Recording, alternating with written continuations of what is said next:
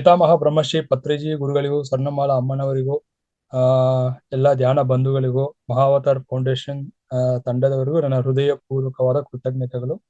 So ಇವತ್ತಿನ ವಿಷಯ ಹ್ಮ್ ಏನಪ್ಪಾ ಅಂದ್ರೆ ಮುಕ್ತಿಗೆ ಒಂದು ತಂತ್ರವಿದೆ. ಓಕೆ, ನೋಡೋಣ ಏನದು ತಂತ್ರ ಅಂತ ಹೇಳಿ. ಅಂದ್ರೆ ಫಸ್ಟ್ ಧ್ಯಾನದ ಬಗ್ಗೆ ಸ್ವಲ್ಪ ವಿಚಾರ ಮಾಡೋಣ. ಧ್ಯಾನ ಅಂದ್ರೆ ಏನು ಅಂತ ಸ್ವಲ್ಪ ತಿಳ್ಕೊಳ್ಳೋಣ. ಸೊ ಏನಪ್ಪಾ ಇದು ಧ್ಯಾನದಲ್ಲಿ ಏನಿದೆ? ಧ್ಯಾನದಿಂದ ಜ್ಞಾನ, ಜ್ಞಾನದಿಂದ ಮುಕ್ತಿ. ಅಂದ್ರೆ ಈಗ ಧ್ಯಾನ ಮಾಡ್ತಾ ಇದ್ರೆ ಮುಕ್ತಿ ಸಿಗತ್ತಾ, ಇಲ್ಲ ಆತ್ಮಜ್ಞಾನ ಹೊಂದಿದ್ರೆ ಮಾತ್ರ ಮುಕ್ತಿ ಸಿಗತ್ತಾ? ಇದು ಅರ್ಥ ಮಾಡ್ಕೋಬೇಕು ಮಾಸ್ಟರ್ಸ್. ನೋಡಿ, ಧ್ಯಾನಂ ಪರಮೋ ಮೋಕ್ಷ ಅಂತ ಹೇಳ್ತಾರೆ. ಧ್ಯಾನ ಅಂದ್ರೆ ಸೂಕ್ಷ್ಮದಲ್ಲೇ ಮೋಕ್ಷ. ಆ ಧ್ಯಾನದ ಸೂಕ್ಷ್ಮದಲ್ಲಿ ಇದೆ ಮೋಕ್ಷ. ಆ ಸೂಕ್ಷ್ಮತೆ ಏನು ಅಂತ ನಾವು ತಿಳ್ಕೋಬೇಕು. ಯಾಕೆ ನಾವು ಧ್ಯಾನ ಮಾಡಬೇಕು, ಯಾಕೆ ಧ್ಯಾನದಲ್ಲಿ ಆತ್ಮಜ್ಞಾನ ಹೊಂದಬೇಕು, ಆ ಆತ್ಮಜ್ಞಾನ ಹೊಂದಿದ್ರೆ ಮಾತ್ರನೇ ನಾವು ಮುಮುಕ್ಷರು ಆಗ್ತೀವಿ. ಮುಮುಕ್ಷರು ಅಂದ್ರೆ ಮೋಕ್ಷದ ಕಡೆ ಆ ಹಾದಿಯಲ್ಲಿ ಇರೋರು, ಮೋಕ್ಷದ ಹಾದಿಯಲ್ಲಿ ಇರೋರು ಮುಮುಕ್ಷರು. ನೋಡಿ, ಕ್ಲಾಸ್ ಅಲ್ಲಿ ಭಾಗವಹಿಸ್ತಿರೋರೆಲ್ಲ ಮುಮುಕ್ಷರೇ. ಮುಮುಕ್ಷರು ಆಗಿದ್ರೆ ಮಾತ್ರನೇ, ಯಾರ ಮೋಕ್ಷದ ಹಾದಿಯಲ್ಲಿ ಇರೋರು ಮಾತ್ರನೇ ಇಂಥ ಕ್ಲಾಸ್, ಆತ್ಮಜ್ಞಾನ ಕ್ಲಾಸು ಆ ಇದನ್ನ ಭಾಗವಹಿಸಕ್ ಆಗೋದು. ಸೊ ನೋಡಿ, ಈ ಈ ಧ್ಯಾನದಿಂದ ಏನಾಗತ್ತಪ್ಪ ಅಂದ್ರೆ, ಫಸ್ಟ್ ನಮ್ಗೆ ಧ್ಯಾನದ ಮೇಲೆ ಭಕ್ತಿ ಬರ್ಬೇಕು. ಶ್ರದ್ಧಾವಾನ್ ಲಭತೆ ಜ್ಞಾನಂ. ಯಾರು ಶ್ರದ್ಧೆಯಿಂದ ಧ್ಯಾನ ಮಾಡ್ತಾರೋ, ಆತ್ಮಜ್ಞಾನದ ಮೇಲೆ ಒಂದು ಸೆಳೆತ ಇರತ್ತೋ, ಆ ಒಲವು ಇರತ್ತೋ, ಆ ತುಡಿತ ಇರತ್ತೋ, ಅವನು ಮಾತ್ರನೇ ಮುಕ್ತಿ ಹೊಂದೋದು. ಅಂದ್ರೆ ನಾವು ಯಾವ ತರ ಧ್ಯಾನ ಮಾಡ್ಬೇಕು? ಇಲ್ಲಿ ಆತ್ಮ ಧ್ಯಾನ ಮಾಡ್ಬೇಕು. ನಾನು ಆತ್ಮ ಆತ್ಮ ಆತ್ಮ ಅಂದ್ರೆ ಸಾಲದು, ಆತ್ಮದ ಮೇಲೆ ಧ್ಯಾನ ಮಾಡಬೇಕು, ಆತ್ಮ ಧ್ಯಾನ ಮಾಡಬೇಕು, ಆತ್ಮ ಪೂಜೆ ಮಾಡ್ಬೇಕು, ಬಾಹ್ಯ ಪೂಜೆ ಅಲ್ಲ. ನಾನು ಆತ್ಮ, ಆತ್ಮ ಅಂತ ಅರಿತ ಮೇಲೆ, ಅದು ಆತ್ಮದ ಅನುಸಂಧಾನ ಆದ್ಮೇಲೆ, ಆತ್ಮ ಅನುಭವ ಆದ ಮೇಲೆ ಇಲ್ಲಿ ಪೂಜೆ ಮಾಡೋರು ಯಾರಿಗೆ? ನಾನು ಯಾರಿಗೆ ಪೂಜೆ ಮಾಡ್ಲಿ? ಇನ್ನೊಬ್ರು ಇನ್ನೊಂದು ಅಂತ ಇದ್ರೆ ತಾನೇ ನಾನು ಪೂಜೆ ಮಾಡ್ಲಿಕ್ಕೆ. ನಾನು ಸಾಕ್ಷಾತ್ ಆ ಪರಬ್ರಹ್ಮನ ಸ್ವರೂಪ ಅಂತ ಅರಿತ ಮೇಲೆ ಯಾರು ಪೂಜೆ ಮಾಡ್ಬೇಕು? ನಾನು ಅರ್ಚಿಸಲ್ಪಡುತ್ತೇನೆ. ಈಗ ಅಜ್ಞಾನದಲ್ಲಿ ಅರ್ಚನೆ ಮಾಡ್ತಾ ಇದ್ದೀನಿ. ನಾನು ಹೋಗ್ಬಿಟ್ಟು ದೇವಸ್ಥಾನದಲ್ಲಿ ಹೋಗ್ಬಿಟ್ಟು ಹೆಸರು ಹೇಳಿ, ಕುಲ ಗೋತ್ರ ಹೇಳಿ ಅರ್ಚನೆ ಮಾಡ್ತಾ ಇದ್ದೀನಿ. ಯಾಕಂದ್ರೆ ಅಜ್ಞಾನದಲ್ಲಿ ಇದ್ದೀನಿ, ಗೊತ್ತಿಲ್ಲ. ಭಗವಂತನ ಎಲ್ಲೆಲ್ಲೋ ಹುಡುಕ್ತಾ ಇದ್ದೀನಿ. ಕಾಶಿಗೆ ಹೋದ್ರೆ ಮುಕ್ತಿ ಸಿಗತ್ತಾ? ರಾಮೇಶ್ವರಂ ಹೋದ್ರೆ ಮುಕ್ತಿ ಸಿಗತ್ತಾ? ಇಂಥ ಪುಣ್ಯಕ್ಷೇತ್ರಕ್ಕೆ ಹೋದ್ರೆ ಮುಕ್ತಿ ಸಿಗತ್ತಾ? ಇಲ್ಲಿ ದೇಹ ಬಿಟ್ರೆ ಮುಕ್ತಿ ಸಿಗತ್ತಾ? ಅಲ್ಲ ಮಾಸ್ಟರ್ಸ್, ಅವೆಲ್ಲ ಮುಕ್ತಿ ಅಲ್ಲ. ಹುಡುಕಾಟದಲ್ಲೇ ಇರ್ಬೇಕು. ಎಷ್ಟು ಜನ್ಮ ತಗೊಂಡ್ರು ಕೂಡ ಹುಡುಕಾಟದಲ್ಲೇ ಇರ್ಬೇಕು. ಮತ್ತೆ ಯಾವ್ದಪ್ಪ ಮುಕ್ತಿ ಅಂದ್ರೆ? ಜೀವಂತವಾಗಿರುವಾಗಲೇ ಜೀವನ್ ಮುಕ್ತನಾಗಬೇಕು. ಅಂದ್ರೆ ಆತ್ಮ ಸ್ಥಿತಿಯಲ್ಲಿರ್ಬೇಕು, ಆತ್ಮ ಅನುಭೂತಿ ಆಗಬೇಕು, ಆತ್ಮದ ಜೊತೆ ಅನುಸಂಧಾನ ಆಗಬೇಕು. ಅದನ್ನೇ ಧ್ಯಾನ ಅಂದರೆ ಆತ್ಮವನ್ನು ಆಶ್ರಯಿಸೋದು. ನಾವೇನು ಈ ಶ್ವಾಸವನ್ನು ಗಮನಿಸ್ತೀವಲ್ಲ, ಇದು ಒಂದು ಹಂತದಲ್ಲಿ ಶ್ವಾಸವನ್ನು ಗಮನಿಸಿ ಗಮನಿಸಿ ಗಮನಿಸಿ ಆ ಶ್ವಾಸ ಸಿದ್ಧಿ ಆದಾಗ, ಆ ಶ್ವಾಸ ಪ್ರಾಣವಾಯು, ಆ ಜೀವಶಕ್ತಿ ಆತ್ಮವನ್ನು ಸ್ಪರ್ಶಿಸತ್ತೆ. ಆತ್ಮನ ಹೋಗಿ ಆತ್ಮನ ಜೊತೆ ಅದು ಸ್ಪರ್ಶ ಮಾಡಿ ಮಾಡಿ ಬರ್ತಾ ಇರುತ್ತೆ. ಅದೇ ಸಮಾಧಿ ಸ್ಥಿತಿ, ಅದೇ ಪರಮಾನಂದ ಸ್ಥಿತಿ. ಯಾವಾಗ ಈ ಜೀವಶಕ್ತಿ ಎಂಬ ಪ್ರಾಣವಾಯು ಆತ್ಮವನ್ನು ಸ್ಪರ್ಶಿಸುತ್ತೋ ಅವಾಗ ನಮ್ಗೆ ಸಮಾಧಿ ಸಿದ್ಧಿಸತ್ತೆ. ಅಂದ್ರೆ ಶಾಂತಿ, ಸಮಾಧಾನ, ಯಾವ ಒಬ್ಬ ಯೋಗಿ, ಯಾವ ಒಬ್ಬ ಸಾಧಕ ಆ ಸಮಾಧಾನ, ಆ ಶಾಂತಿಯಲ್ಲಿದಾನೋ ಅವನೇ ಯೋಗಿ. ಒಬ್ಬ ಯೋಗಿಯನ್ನು ನಾವು ಹೆಂಗಪ್ಪ ಕಂಡುಕೊಳ್ಳೋದಂದ್ರೆ, ಜ್ಞಾನಿಗಳ ಲಕ್ಷಣ ಏನಂದ್ರೆ, ಯಾರಲ್ಲಿ ಆ ಒಂದು ಸಮಾಧಾನ ಶಾಂತಿ ಇದೆಯೋ ಅವರಲ್ಲಿ, ಅವರೇ ಆತ್ಮಜ್ಞಾನಿ, ಅವರೇ ನಮ್ಮ ಆತ್ಮಗುರು, ನಮಗೆ ಜ್ಞಾನ ಬೋಧನೆ ಮಾಡೋ ಗುರು. ಇದು ನಾವು ಗುರ್ತಿಸ್ಕೋಬೇಕು ಮಾಸ್ಟರ್ಸ್. ಯಾಕೆ ಅಂದ್ರೆ ಏನ್ ಹೇಳ್ತಾರೆ ಅಂದ್ರೆ, ನಿರ್ವಸನ ಮೌನಂ ಆ ಸ್ಥಿತಿಯಲ್ಲಿ ಇರೋರೇ ಜ್ಞಾನಿಗಳು.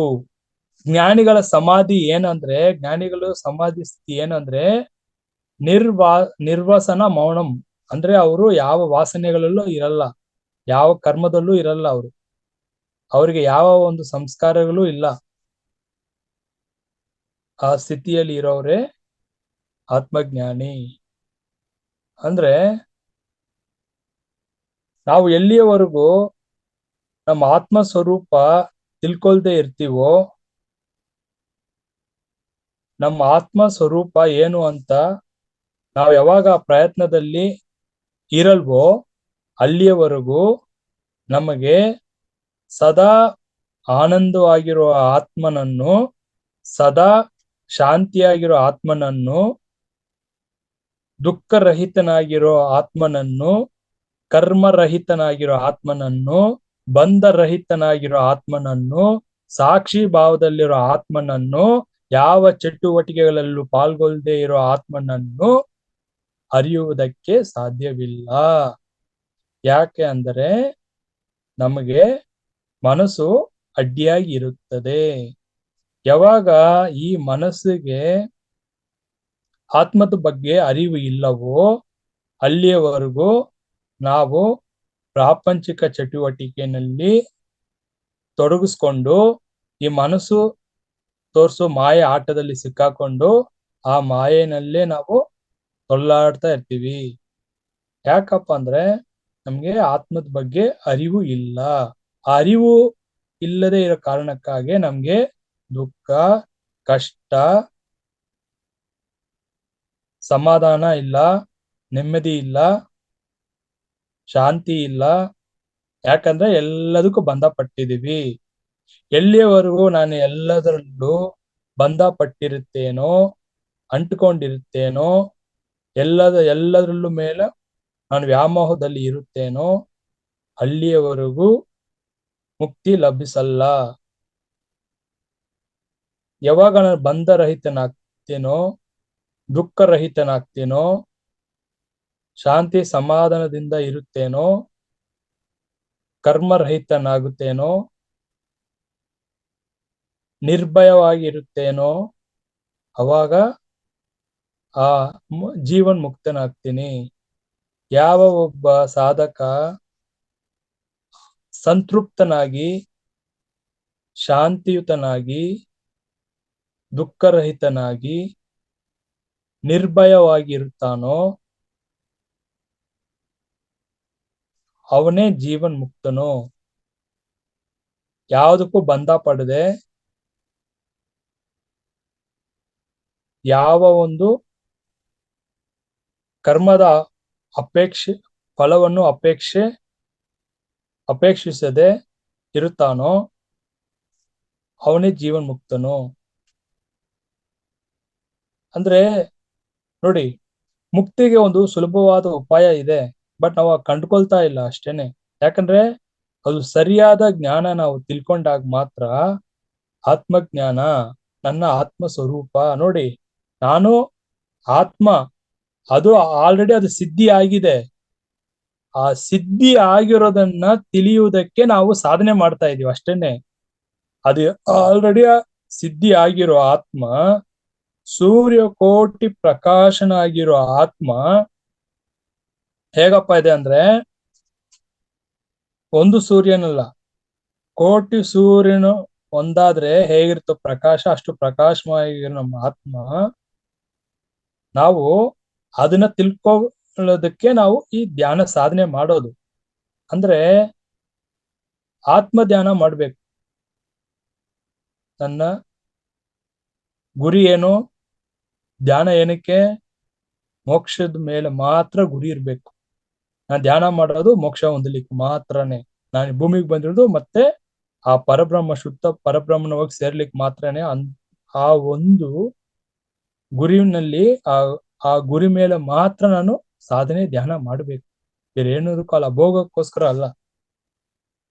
ಆತ್ಮಜ್ಞಾನ ಹೊಂದಬೇಕು, ಆತ್ಮಜ್ಞಾನದಿಂದ ಮುಕ್ತಿ ಹೊಂದಬೇಕು, ಅಷ್ಟೇನೆ ಮಾಸ್ಟರ್ಸ್. ಸೊ ಇದಕ್ಕೆ ನಮ್ಗೆ ಇಷ್ಟೆಲ್ಲ ನಾನು ತಿಳ್ಕೋಬೇಕು ಅಂದ್ರೆ ನಾನು ಮೊದಲು ಏನ್ ಮಾಡ್ಬೇಕು? ಶ್ರವಣ ಮಾಡ್ಬೇಕು. ಯಾವ ತರ ಶ್ರವಣ? ಯಾರು ಆತ್ಮಜ್ಞಾನ ತಿಳಿಸ್ತಾರೋ ಅಂತ ಸತ್ಸಂಗದಲ್ಲಿ ಇರ್ಬೇಕು, ಸಜ್ಜನ ಸಾಂಗತ್ಯದಲ್ಲಿ ಇರ್ಬೇಕು. ಶ್ರವಣ ಅಂದ್ರೆ ಯಾರು ಆತ್ಮ ವಿಚಾರ, ಆತ್ಮದ ಬಗ್ಗೆ ವಿಷಯಗಳನ್ನ ತಿಳಿಸ್ತಾರೋ, ಮೋಕ್ಷದ ಬಗ್ಗೆ ವಿಷಯಗಳು ತಿಳಿಸ್ತಾರೋ, ಆತ್ಮ ಪರಿಚಯ ಮಾಡಿಸ್ತಾರೋ, ಆತ್ಮ ಅಂದ್ರೆ ಏನು, ಅದರ ಒಂದು ಲಕ್ಷಣಗಳನ್ನ ಯಾರು ತಿಳಿಸ್ತಾರೋ ಅದನ್ನ ಫಸ್ಟ್ ನಾವು ಕೇಳ್ಬೇಕು, ಶ್ರವಣ ಮಾಡ್ಬೇಕು. ಕೇಳಿದ ನಂತರ ಮನನ ಮಾಡ್ಬೇಕು. ಯಾವ ವಿಷಯವನ್ನು ಕೇಳಿದೀವೋ ಆ ಜ್ಞಾನವನ್ನು ಮತ್ತೆ ಮತ್ತೆ ಮತ್ತೆ ಚಿಂತನೆ ಮಾಡ್ತಾ ಇರ್ಬೇಕು. ಯಾವ್ದ್ರ ಬಗ್ಗೆ ಚಿಂತನೆ ಇರ್ಬೇಕು? ನಮ್ಗೆ ಸದಾ ಆತ್ಮದ ಮೇಲೆ ಮಾತ್ರ ಚಿಂತನೆ ಇರ್ಬೇಕು. ಯಾವಾಗ ಬರೀ ಆತ್ಮ ಚಿಂತನೆ ಇರುತ್ತೋ ಅವಾಗ ಈ ಅಭ್ಯಾಸನೇ ನಮ್ಮನ್ನ ಆತ್ಮದ ಕಡೆಗೆ ಪರಿಚಯ ಮಾಡ್ಸತ್ತೆ. ಎಲ್ಲಿವರೆಗೂ ನಮ್ಮ ಮನಸ್ಸು ಅಡ್ಡಿಯಾಗಿರುತ್ತೋ ಮನಸ್ಸಿಗೆ ಆತ್ಮದ ಬಗ್ಗೆ ಪರಿಚಯ ಇಲ್ಲ, ಅದಕ್ಕೆ ತಿಳ್ಕೊಳ್ಳೋಷ್ಟು ಅರಿವು ಇಲ್ಲ. ಏನ್ ನಂಬಿಬಿಟ್ಟಿದೆ ಅಂದ್ರೆ ಅದು ಪ್ರಾಪಂಚವಾಗಿ ಏನ್ ನೋಡ್ತಾ ಇದೆಯೋ ಈ ಮಾಯೆಯ ಒಂದು ವಸ್ತುಗಳನ್ನೇ ಸತ್ಯ ಅಂತ ನಂಬಿಟ್ಟಿದೆ. ಅದು ಬಾಹ್ಯವಾಗಿ ತಿರುಗ್ತಾ ಇದೆ ಮನಸ್ಸನ್ನ. ಯಾವಾಗ ನಾವು ಅಂತರ್ಮುಖವಾಗಿ ತಿರುಗಿಸಿ ಅಭ್ಯಾಸ ಮಾಡಿ ಧ್ಯಾನದಲ್ಲಿ ಅದಕ್ಕೆ ಸತ್ಯ ದರ್ಶನ ಮಾಡ್ತೀವೋ, ಆತ್ಮ ದರ್ಶನ ನಾವು ಮಾಡಿಸ್ತೀವೋ, ಅಲ್ಲಿಯವರೆಗೂ ನಮಗೆ ಅದು ಅಡ್ಗೋಡಾಗಿರುತ್ತೆ ನಮ್ಮ ಸಾಧನೆಗೆ. ಯಾಕಪ್ಪ ಅಂದ್ರೆ ನಮ್ಮಲ್ಲಿ ಅಂತಃಕರಣಗಳು ಬಲಿಷ್ಠವಾಗಿರುತ್ತೆ. ಮನೋ, ಚಿತ್ತ, ಬುದ್ಧಿ, ಅಹಂಕಾರ, ಇವು ನಾಲ್ಕನ್ನು ಕೂಡ ಈ ಮಾಯೆನೇ ಆವರಿಸ್ಕೊಂಡಿರೋದು. ಇಲ್ಲಪ್ಪ ಅಂದ್ರೆ ನಾವು ಬೇಗ ಒಂದು ನಮ್ಮ ಸ್ವಸ್ವರೂಪ ತಿಳ್ಕೊಳ್ತಾ ಇದ್ವಿ. ನನ್ನ ಸ್ವಸ್ವರೂಪ ಏನು? ನನ್ನ ಆತ್ಮ ಅಷ್ಟೇ, ನನ್ನ ಆತ್ಮ ಚೈತನ್ಯ, ನನ್ನ ಅರಿವು. ಆ ಸ್ಥಿತಿ ಯಾವಾಗ್ಲೂ ನಾನು ಹೊಂದುತ್ತಾ ಇದ್ದೆ. ನಾನು ಯಾಕೆ ಹೊಂದಕ್ ಆಗ್ತಾ ಇಲ್ಲ ಅಂದ್ರೆ ಈ ನಾಲ್ಕು ಯಾವಾಗ್ಲೂ ಬಂದು ನಮ್ಮನ್ನ ಪ್ರಶ್ನೆ ಕೇಳ್ತಾ ಇರುತ್ತೆ. ಮನಸ್ಸು ಒಂದು ಬೇಕು ಅನ್ನತ್ತೆ, ಬುದ್ಧಿ ಒಂದು ಹೇಳ್ತಾ ಇರುತ್ತೆ, ಅಹಂಕಾರ ಒಂದು ಹೇಳ್ತಾ ಇರುತ್ತೆ. ಇಲ್ಲೇ ನಮ್ಗೆ ಗೊಂದಲಗಳು. ಬುದ್ಧಿ ಒಂದು ಬೇಡ ಅನ್ನತ್ತೆ, ಮನಸ್ಸು ಇದು ಬೇಕು ಅನ್ನತ್ತೆ. ಸೊ ಇವುಗಳೇ ಸಿಕ್ಕಾಕೊಂಡಿರ್ತೀವಿ. ಯಾಕಂದ್ರೆ ಈ ಗೊಂದಲದಲ್ಲೇ ನಾವು ಇರೋದ್ರಿಂದಾನೇ ನಮ್ಗೆ ಸತ್ಯ ದರ್ಶನ ಆಗ್ತಾ ಇಲ್ಲ. ಸೊ ಫಸ್ಟ್ ನಾವು ಇಲ್ಲಿ ಏನ್ ತಿಳ್ಕೊಬೇಕು ಅಂದ್ರೆ ಮೊದಲು ನನ್ನ ಮೂಲ ಏನು ಅಂತ ತಿಳ್ಕೊಬೇಕು. ನಾನು ಎಲ್ಲಿಂದ ಬಂದಿದ್ದೀನಿ, ಇಲ್ಲಿ ನನ್ನ ಪರ್ಪಸ್ ಆಫ್ ಲೈಫ್ ಏನು, ನನ್ನ ಜೀವನದ ಉದ್ದೇಶ ಏನು. ನನ್ನ ಉದ್ದೇಶ ತಿಳ್ಕೊಂಡ್ಬಿಟ್ರೆ ನಾವು ಇಲ್ಲಿ ಏನ್ ಮಾಡ್ತಾ ಇದೀವಿ ಅಂದ್ರೆ ಈ ಪರ್ಪಸ್ ಆಫ್ ಲೈಫ್ ಅಂದ್ರೆ ಈ ಭೌತಿಕ ಜೀವನದಲ್ಲಿ ನನ್ನ ಕರಿಯರ್ ಏನು, ನನ್ನ ಈ ಪ್ರಾಪಂಚಿಕ ಗುರಿ ಏನು, ಏನ್ ತಲುಪಬೇಕು, ಏನ್ ಅಚೀವ್ ಮಾಡ್ಬೇಕು, ಸೊ ಅದ್ರ ಮೇಲೆ ನಾವು ಮನಸ್ಸಿಟ್ಟಿದೀವಿ ಹೊರತು ಆಧ್ಯಾತ್ಮಿಕ ಕಡೆಗೆ ನಾವು ಇಲ್ಲಿ ನಾನು ಯಾರು, ಏನಕ್ಕೆ ಬಂದಿದ್ದೀನಿ, ಏನ್ ಸಾಧನೆ ಮಾಡ್ಬೇಕು ಅದ್ರ ಮೇಲೆ ನಾವು ಗಮನ ಇಡ್ತಾ ಇಲ್ಲ. ಯಾವಾಗ ನಾನು ಆತ್ಮದ ಮೇಲೆ ಗಮನ ಇಡ್ತೀನೋ, ಆತ್ಮವನ್ನು ಆರಾಧಿಸುತ್ತೇನೋ, ಅವಾಗ ನಮ್ಗೆ ಏನಾಗತ್ತಪ್ಪ ಅಂದ್ರೆ ಈ ಮನಸ್ಸು ಕೂಡ ಧ್ಯಾನ ಮಾಡಿ ಮಾಡಿ ಮಾಡಿ ಈ ವಿಚಾರಣೆ ಮಾಡ್ತಾ ಮಾಡ್ತಾ ಮಾಡ್ತಾ ಆತ್ಮ ಚಿಂತನೆ ಮಾಡ್ತಾ ಮಾಡ್ತಾ ಮನಸ್ಸಿಗೆ ಅಭ್ಯಾಸ ಆಗ್ಬಿಡತ್ತೆ. ಅದಕ್ಕೆ ಎಲ್ಲಿವರೆಗೂ ನಾವು ಈ ಅಭ್ಯಾಸ ಮಾಡ್ತಾ ಇರ್ತೀವೋ ಮಾಡಿ ಮಾಡಿ ಮಾಡಿ ನಿಧಿಧ್ಯಾಸ ಆಗ್ಬಿಡುತ್ತೆ. ಅವಾಗ ತಂತಾನಾಗ ಮನಸ್ಸು ಸರೆಂಡರ್ ಆಗ್ಬಿಡತ್ತೆ, ಆತ್ಮದ ಜೊತೆ ಲೀನ ಆಗ್ಬಿಡುತ್ತೆ, ಕರ್ಗೋಗ್ಬಿಡತ್ತೆ. ಅದನ್ನ ನಾವು ಮಾಡ್ಬೇಕಾಗಿರೋದೇನು? ಶ್ರದ್ಧೆಯಿಂದ ಧ್ಯಾನ ಮಾಡಿ, ಆ ಧ್ಯಾನದಿಂದ ನಮ್ಗೆ ಸಿಗೋ ಜ್ಞಾನ ತಿಳ್ಕೊಳ್ತಾ ಇರ್ಬೇಕು. ಅದಕ್ಕೆ ಸತ್ಸಂಗ is very very very important. ಧ್ಯಾನಕ್ಕಿಂತ ಸತ್ಸಂಗದಲ್ಲಿ ಯಾವಾಗ್ಲೂ ಇರ್ಬೇಕು. ಯಾಕಂದ್ರೆ ನಮ್ಗೆ ಆತ್ಮಜ್ಞಾನ ಲಭಿಸೋದು ಸತ್ಸಂಗದಿಂದಲೇ. ಯಾಕೆ ಅಂದ್ರೆ ನಾವು ಎಷ್ಟಕ್ಕೆಷ್ಟು ಇಂದ್ರಿಯಗಳ ಮುಖಾಂತರ ಪ್ರಾಪಂಚಿಕವಾಗಿ ಎಷ್ಟೋ ಚಟುವಟಿಕೆ ಮಾಡ್ತಾ ಇರ್ತೀವಿ. ಸತ್ಸಂಗದಲ್ಲಿ ಮಾತ್ರ ನಮ್ಮ ಇಂದ್ರಿಯಗಳು ಬೇಗ ನಿಗ್ರಹ ಆಗತ್ತೆ, ಏಕಾಗ್ರತೆ ಸ್ಥಿತಿಗೆ ಬರ್ತೀವಿ. ಅಲ್ಲಿ ಮನಸ್ಸು ಬೇಗ ಆತ್ಮ ಜೊತೆ ಲಯ ಆಗತ್ತೆ. ನೋಡಿ, ಈ ಇಂದ್ರಿಯಗಳ ಹಿಂದೆ ಓಡ್ತಾ ಇರೋ ಮನಸ್ಸು ಯಾವಾಗ ಭಗವತ್ ಚಿಂತನೆ, ಆತ್ಮ ಚಿಂತನೆಯಲ್ಲಿ ಇರುತ್ತೋ ಅದು ಬೇಗ ಅದು ಆತ್ಮದ ಕಡೆಗೆ ತಿರುಗ್ಬಿಡತ್ತೆ ಮಾಸ್ಟರ್ಸ್. ಸೊ ಅದಕ್ಕೆ ನಾವು ಇಲ್ಲಿ ಮಾಡ್ಬೇಕಾಗಿರೋದು ಏನು ಅಂದ್ರೆ, ಒಂದೇ ಒಂದು ಉಪಾಯ ಅರ್ಥ ಮಾಡ್ಕೊಳ್ಳಿ. ಆತ್ಮದ ಗುಣ ಏನು, ಆತ್ಮದ ಲಕ್ಷಣಗಳು ಏನು ಅಂತ ತಿಳ್ಕೋಬೇಕು. ಯಾಕಂದ್ರೆ ನಾವು ಇಲ್ಲಿ ಆತ್ಮ ಅಂದ್ರೆ ಮೊದಲು ನಾವು ಫಸ್ಟ್ ಅರ್ಥ ಮಾಡ್ಕೊಂಡು ಅರಿವು. ಆತ್ಮ ಅಂದ್ರೆ ಅರಿವು, ಅವೇರ್ನೆಸ್, ಅದು ಅಷ್ಟೇನೆ, ಅದು ಪ್ರಜ್ಞೆ. ಆತ್ಮ ಅಂದ್ರೆ ಅವೇರ್ನೆಸ್, ಆತ್ಮ ಅಂದ್ರೆ ಚೈತನ್ಯ, ಆತ್ಮ ಅಂದ್ರೆ ಶಕ್ತಿ, ಆತ್ಮ ಅಂದ್ರೆ ಬೆಳಕು, ಆತ್ಮ ಅಂದ್ರೆ ಸತ್ತು ಚಿತ್ತು ಆನಂದ ಸ್ಥಿತಿ. ಅದು ಯಾವಾಗ್ಲೂ ಸಚ್ಚಿತಾನಂದ ಸ್ಥಿತಿಯಲ್ಲಿರೋ ಆತ್ಮ. ಯಾಕೆ ನಾವು ಅದನ್ನ ಅರಿಯುವುದಕ್ಕೆ ಇಷ್ಟು ನಮ್ಗೆ ಕಠಿಣವಾಗಿದೆ ಅಂದ್ರೆ, ನಾವು ದುಃಖದಲ್ಲೇ ಇದೀವಿ ಯಾವಾಗ್ಲೂ. ನಮ್ಮಲ್ಲಿ ಆ ಸಂತೃಪ್ತಿ ಅನ್ನೋದೇ ಇಲ್ಲ, ತೃಪ್ತಿ ಸ್ಥಿತಿಗೆ ಬರೋದೇ ಇಲ್ಲ, ಇನ್ನ ಬೇಕು ಬೇಕು ಬೇಕು. ಯಾಕಂದ್ರೆ ಮನಸ್ಸಿಗೆ ಸಮಾಧಾನ ಸಿಗ್ತಾ ಇಲ್ಲ. ಎಷ್ಟು ಸಿಕ್ಕಿದ್ರು ಕೂಡ ನಮ್ಗೆ ಅದರಲ್ಲಿ ನಾವು ತೃಪ್ತಿ ಹೊಂದ್ತಾ ಇಲ್ಲ, ಅತೃಪ್ತರಾಗಿರ್ತೀವಿ ನಾವು. ಅದಕ್ಕೆ ಈ ಮನಸ್ಸು ಏನೆಲ್ಲ ಬಯಸುತ್ತೋ ಅವೆಲ್ಲ ಕೂಡ ಆತ್ಮದಲ್ಲಿ ಆಲ್ರೆಡಿ ಸದಾ ಇರೋ ಸ್ಥಿತಿ ಅದು. ಮನಸ್ಸು ನಾವೇನ್ ಮಾಡ್ತಾ ಇದ್ವಿ, ಧ್ಯಾನದಲ್ಲಿ ಸಮಾಧಾನ ಹುಡುಕ್ತಿವಿ. ಆತ್ಮ ಯಾವಾಗ್ಲೂ ಸಮಾಧಾನದಲ್ಲೇ ಇರೋದು. ಅದು ದುಃಖ ಅನ್ನೋದು ಏನಿಲ್ಲ, ಅದು ಸದಾ ಆನಂದ ಸ್ಥಿತಿ. ಮನಸ್ಸಿಗೆ ನಾವೇನ್ ಮಾಡ್ತೀವಿ, ಮನಸ್ಸಿಗೆ ಶಾಂತಿ ಬೇಕು ಅಂತ ಹುಡುಕ್ತಾ ಇರ್ತೀವಿ. ಧ್ಯಾನದಲ್ಲಿ ಸಿಗತ್ತಾ, ದೇವಸ್ಥಾನಗಳಲ್ಲಿ ಸಿಗತ್ತಾ, ಸತ್ಸಂಗದಲ್ಲಿ ಸಿಗತ್ತಾ? ಆತ್ಮ ಅನ್ನೋದು ಯಾವಾಗ್ಲೂ ಶಾಂತಿಯಾಗಿದೆ. ಅಂದ್ರೆ ನೋಡಿ, ಆತ್ಮ ಸದಾ ಬಂದು ನಾವು ಯಾವ ಕೆಲಸ ಮಾಡ್ತಾ ಇದೀವೋ ಯಾವ್ದ್ರಲ್ಲೂ ಅದು ಪಾಲ್ಗೊಳ್ಳೋದೇ ಇಲ್ಲ. It doesn't participate in anything. ಅದಕ್ಕೆ ಒಂದು ಮಾತಿದೆ, if there is no shanti, life is not worth living. ಎಲ್ಲಿವರೆಗೂ ನಮ್ಗೆ ಶಾಂತಿ ಅನ್ನೋದು ಸಿಗಲ್ವೋ, ನಾವು ಶಾಂತಿ ಸ್ಥಿತಿಯಲ್ಲಿ ಇಲ್ವೋ, ನಾವು ಬಾಳ್ತಾ ಇರೋ ಜೀವನಕ್ಕೆ ಒಂದು ಅರ್ಥನೇ ಇಲ್ಲ ಅಂತ. ಅಂದ್ರೆ ಶಾಂತಿಯುತವಾಗಿರೋ ಆತ್ಮನು ನಾವೇನ್ ಮಾಡ್ತಾ ಇದ್ವಿ, ಶಾಂತಿ ಹುಡುಕ್ತಾ ಇದೀವಿ. ಅಂದ್ರೆ ನಾವು ಆತ್ಮನ ಅರಿವೇ ಇಲ್ಲ ನಮ್ಗೆ. ನಾವ್ ಯಾವಾಗ ನಾವು ಈ ಅವೇರ್ನೆಸ್, ನನ್ನ ಅರಿವು ಅನ್ನೋ ಸ್ಥಿತಿಗೆ ಬಂದ್ಬಿಡ್ತೀನೋ, ನಾನ್ ಬಂದಿರೋ ಉದ್ದೇಶ ಇಲ್ಲಿ ಮತ್ತೆ ಆ ಪರಬ್ರಹ್ಮನ ಹೋಗಿ ಸೇರೋದು ಅಷ್ಟೇನೆ ನನ್ನ ಉದ್ದೇಶ. ಅದ್ ಮಾತ್ರನೇ ಗುರಿ. ಅದರಲ್ಲಿ ಮಾತ್ರ ನಾನು ಸಾಧನೆ ಮಾಡ್ಬೇಕಷ್ಟೇ. ಅದ್ರಲ್ಲಿ ಮಾತ್ರ ನಾನು ಚಿಂತನೆ ಮಾಡಿ ಮಾಡಿ ಮಾಡಿ, ಆತ್ಮ ವಿಚಾರ ಮಾಡಿ ಮಾಡಿ ಮಾಡಿ ಸಾಧನೆ ಮಾಡ್ಬೇಕು, ಬೇರೆ ಏನಕ್ಕೂ ಅಲ್ಲ. ನಾವೇನ್ ಮಾಡ್ತಾ ಇದೀವಿ ಅಂದ್ರೆ, ಭೋಗಕ್ಕೋಸ್ಕರ ಧ್ಯಾನ ಮಾಡ್ತಾ ಇದೀವಿ, ರೋಗ ನಿವಾರಣೆಗೋಸ್ಕರ ಧ್ಯಾನ ಮಾಡ್ತಾ ಇದೀವಿ. ಧ್ಯಾನದಲ್ಲಿ ಏನ್ ಸಿಗತ್ತೆ? ಕಷ್ಟ ನಿವಾರಣೆ ಆಗತ್ತಾ? ದುಃಖ ನಿವಾರಣೆ ಆಗತ್ತಾ? ಸಂಸಾರದ ಒಂದು ಆ ಏನ್ ಹೇಳೋದು, ಡಿಸ್ಹಾರ್ಮೋನಿ, ನಮ್ಮ ರಿಲೇಶನ್ಶಿಪ್ ನಲ್ಲಿ ಸ್ವಲ್ಪ ಒಳ್ಳೇದ್ ಆಗತ್ತಾ? ಸೊ ಈ ತರದಲ್ಲಿ ಧ್ಯಾನ ಮಾಡ್ತಾ ಇದೀವಿ. ಯಾವಾಗ ಮೋಕ್ಷದ ಮೇಲೆ ಗಮನ ಇಟ್ಟು ನನ್ನ ಗುರಿ ಬರೀ ಮೋಕ್ಷಕ್ಕೆ ಹೋಗೋದಷ್ಟೇನೆ. ಎಲ್ಲ ಆತ್ಮ ಬಯಸೋದು ಮೋಕ್ಷನೇ. ಧ್ಯಾನ ಮಾಡೋ ಆತ್ಮಗಳು ಸರಿ, ಧ್ಯಾನ ಮಾಡದಿರೋ ಆತ್ಮಗಳು ಕೂಡ ಆತ್ಮಕ್ಕೆ ಗೊತ್ತು. ಅದ್ರ ಯಾವಾಗ್ಲೂ ಅದ್ರ ಫೋಕಸ್, ಅದ್ರ ಗುರಿ ಮೋಕ್ಷದ ಮೇಲೇನೆ ಇರುತ್ತೆ. ಆದ್ರೆ ಧ್ಯಾನಿಗಳಿಗೆ ಬೇಗ ಸಿದ್ಧಿಸುತ್ತೆ ಮುಕ್ತಿ. ಯಾಕಪ್ಪ ಅಂದ್ರೆ ನಾವು ಧ್ಯಾನ ಮಾಡ್ತಾ ಇರೋದು ಏನಕ್ಕಪ್ಪ ಅಂದ್ರೆ, ಫಸ್ಟ್ ಮೋಕ್ಷ ಹೊಂದಲಿಕ್ಕೆ ಮಾತ್ರನೇ ಧ್ಯಾನ ಮಾಡ್ಬೇಕು. ಅದೇ ನಮ್ಗೆ ಗುರಿಯಾಗಿರ್ಬೇಕು. ಅದಕ್ಕೆ ಹೇಳೋದು ಧ್ಯಾನ ಒಂದು ಭಕ್ತಿಯಿಂದ ಮಾಡ್ಬೇಕು. ಧ್ಯಾನ ಮಾಡ್ತೀನಿ ಅಂತ ನಾನ್ ಮಾಡೋದು ಅಲ್ಲ ಅದು. ಧ್ಯಾನಕ್ಕೆ ಕೂರೋದಷ್ಟೇ ನನ್ ಕೆಲ್ಸ. ಅದ್ ಯಾವಾಗ ಸಿದ್ಧಿ ಆಗೋದು ಅನ್ನೋದು ನಮ್ ಕೈಯಲ್ಲಿ ಇಲ್ಲ. ಅದು ಯಾವಾಗ ಬೇಕಾದ್ರೂ ಸಿದ್ಧಿಸ್ಬೋದು.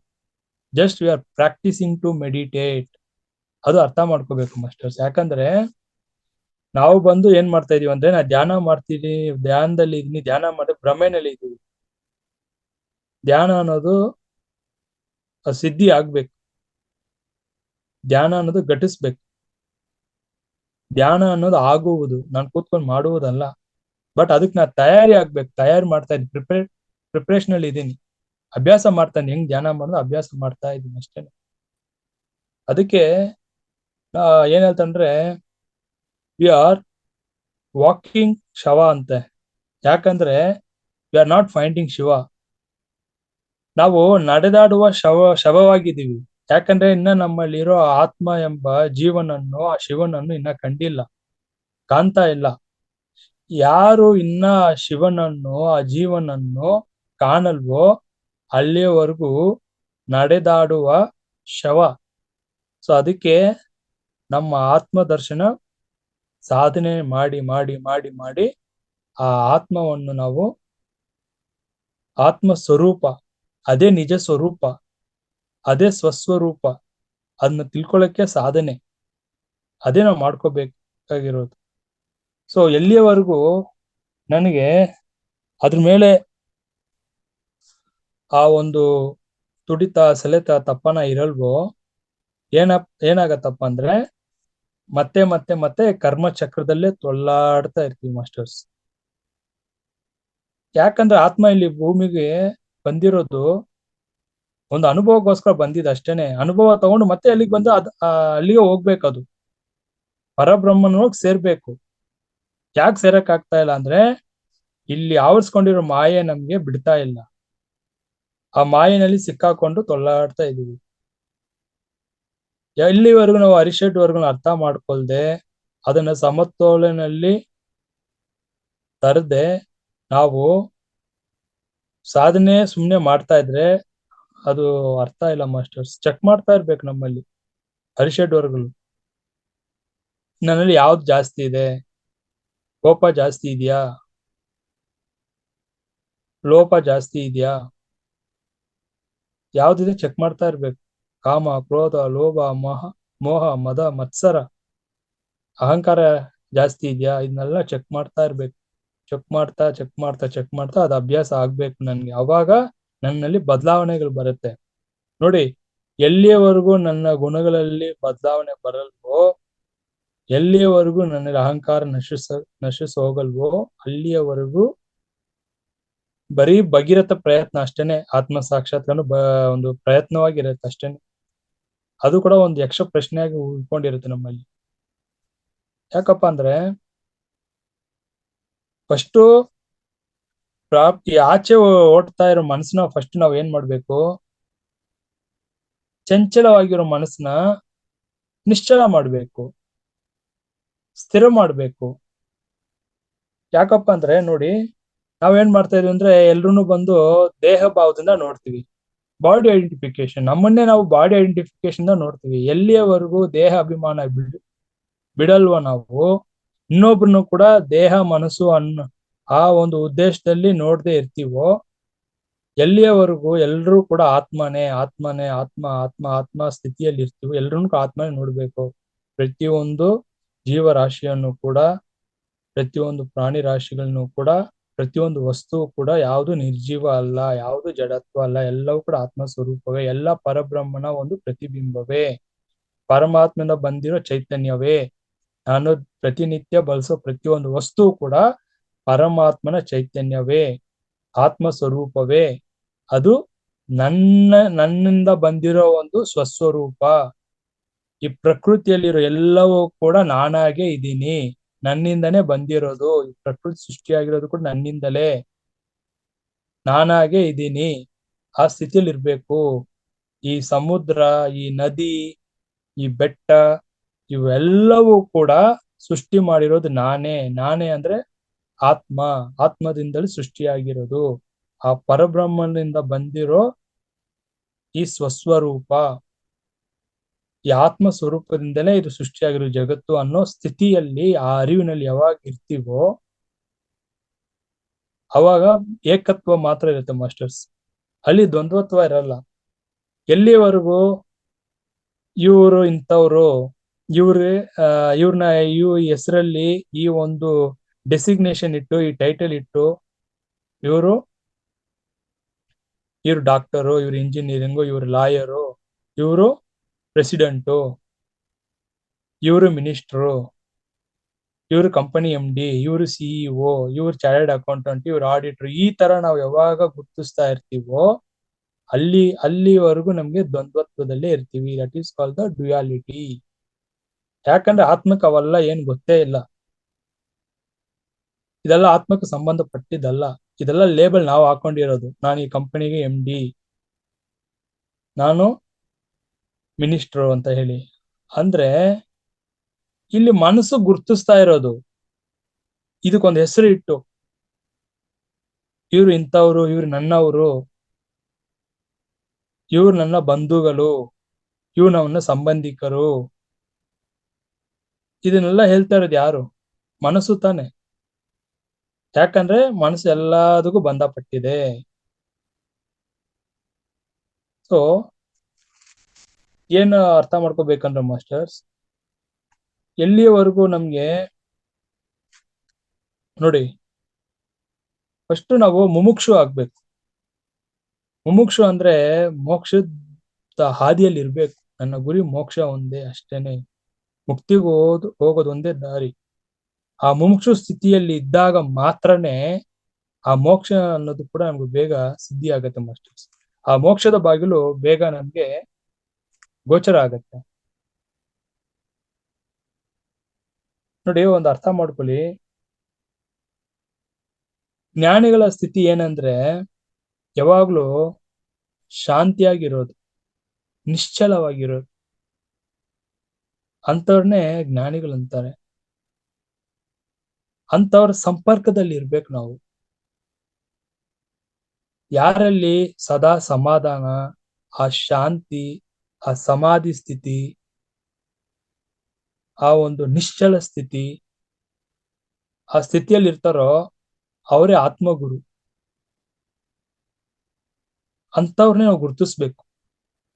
ನಾವೇನ್ ಮಾಡ್ತೀವಿ ಅಂದ್ರೆ, ಈ ಮನಸ್ಸು, ಆ ಗುರುವಿನಲ್ಲಿ ಕೂಡ ಆ ದೇಹ ಮನಸ್ಸು ಗುರುತಿಸ್ಬಾರ್ದು ಅಂತೆ.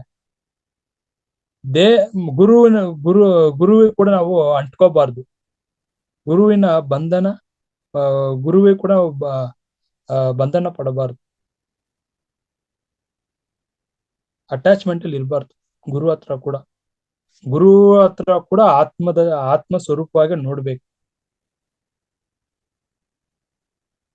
ಎಲ್ಲರನ್ನು ಕೂಡ ಆತ್ಮವಾಗಿ ನೋಡ್ಬೇಕು. ಆ ಸ್ಥಿತಿಗೆ ಬಂದ್ರೆ ಮಾತ್ರನೇ ಬೇಗ ಮುಕ್ತಿ ಹೊಂದಲಿಕ್ಕೆ ಸಾಧ್ಯ ಮಾಸ್ಟರ್ಸ್.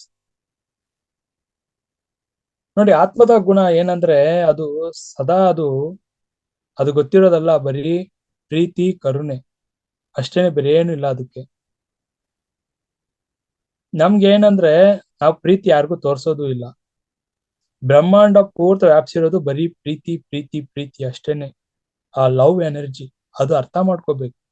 ನಾವ್ ಎಷ್ಟಕ್ಕಷ್ಟು ಒಬ್ರಿಗೆ ಪ್ರೀತಿ ಕೊಡ್ತೀವೋ, ಆ ಲವ್ ಎನರ್ಜಿ ಸ್ಪ್ರೆಡ್ ಮಾಡ್ತೀವೋ, ಅಷ್ಟಕ್ಕಷ್ಟು ನಮ್ಮಲ್ಲಿ ಎಷ್ಟೋ ಈ ಮಲಿನವಾಗಿರೋ ಮನಸ್ಸು, ಕಲ್ಮಶವಾಗಿರೋ ಮನಸ್ಸು ಆತ್ಮದ ಜೊತೆ ಮಿಲನ ಆಗುತ್ತೆ ಮಾಸ್ಟರ್ಸ್. ನಿರ್ಮಲ ಆಗುತ್ತೆ ಮನಸ್ಸು, ಬೇಗ ನಿಶ್ಚಲ ಸ್ಥಿತಿಗೆ ಬರುತ್ತೆ. ಯಾಕಂದ್ರೆ ನಾವು ಯಾವಾಗ್ಲೂ ದಯೆನಲ್ಲಿ ಇರ್ಬೇಕು. ಕರುಣೆ ಕರುಣೆ ಕರುಣೆ, ಅದೇ ಭಗವಂತ ನಮ್ಮಲ್ಲಿ ನೋಡೋ ಗುಣ ಏನಂದ್ರೆ ಕರುಣೆ ಸ್ಥಿತಿಯಲ್ಲಿ ಇರ್ಬೇಕು, ದಯೆ ಸ್ಥಿತಿಯಲ್ಲಿ ಇರ್ಬೇಕು. ಎಲ್ರಿಗೂ ದಯೆ ತೋರಿಸ್ಬೇಕು. ಪ್ರತಿಯೊಂದು ಪ್ರಾಣಿ ಪಕ್ಷಿಗಳಿಂದ ಹಿಡಿದು, ಪ್ರತಿಯೊಂದು ಜಂತು ರಾಶಿಗಳಿಂದ ಹಿಡಿದು, ಮನುಷ್ಯರಿಂದ ಹಿಡಿದು ಎಲ್ಲ ಆತ್ಮ ಸ್ವರೂಪಾಗಿ ನೋಡ್ತಾ ಇರ್ಬೇಕು.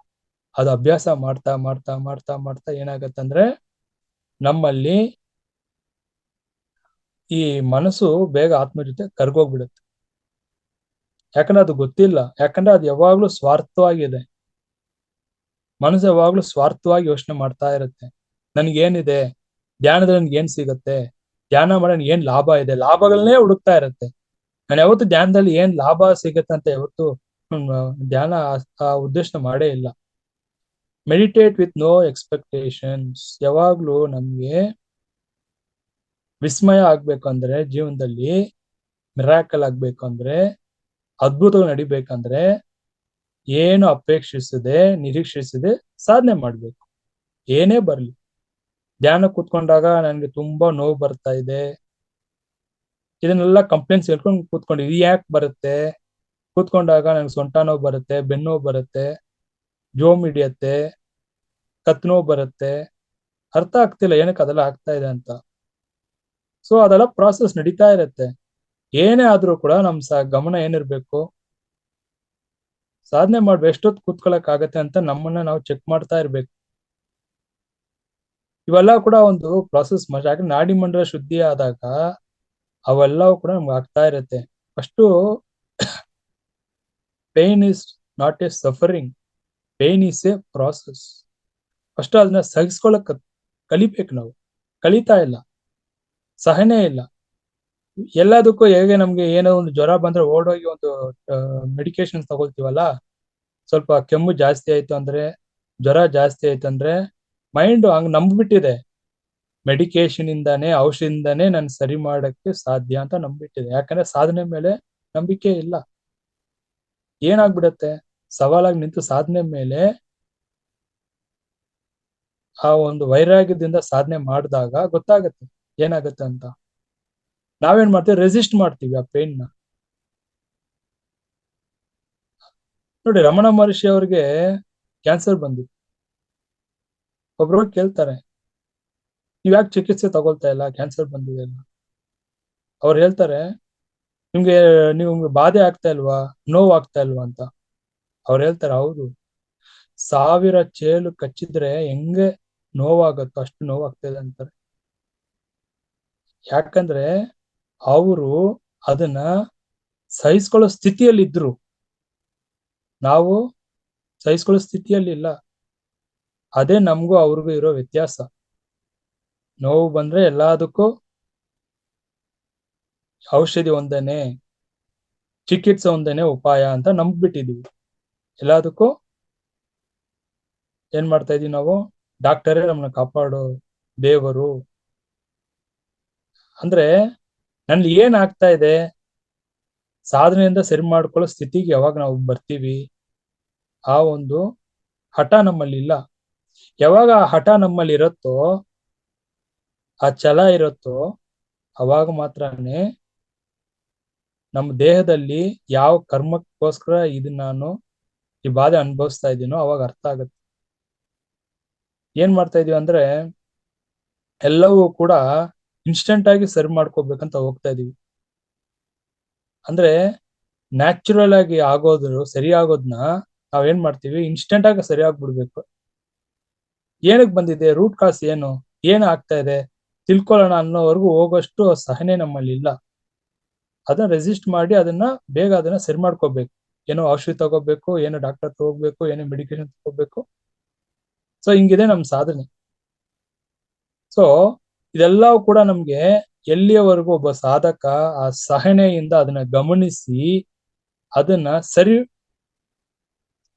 ಸರಿಪಡಿಸ್ಕೊಳ್ತಾನೋ, ಅವಾಗ ಫಸ್ಟು ಈ ದೇಹ ಅನ್ನೋದು ನಾವು ಅರ್ಥ ಮಾಡ್ಕೋಬೇಕು ಏನು ಅಂತ.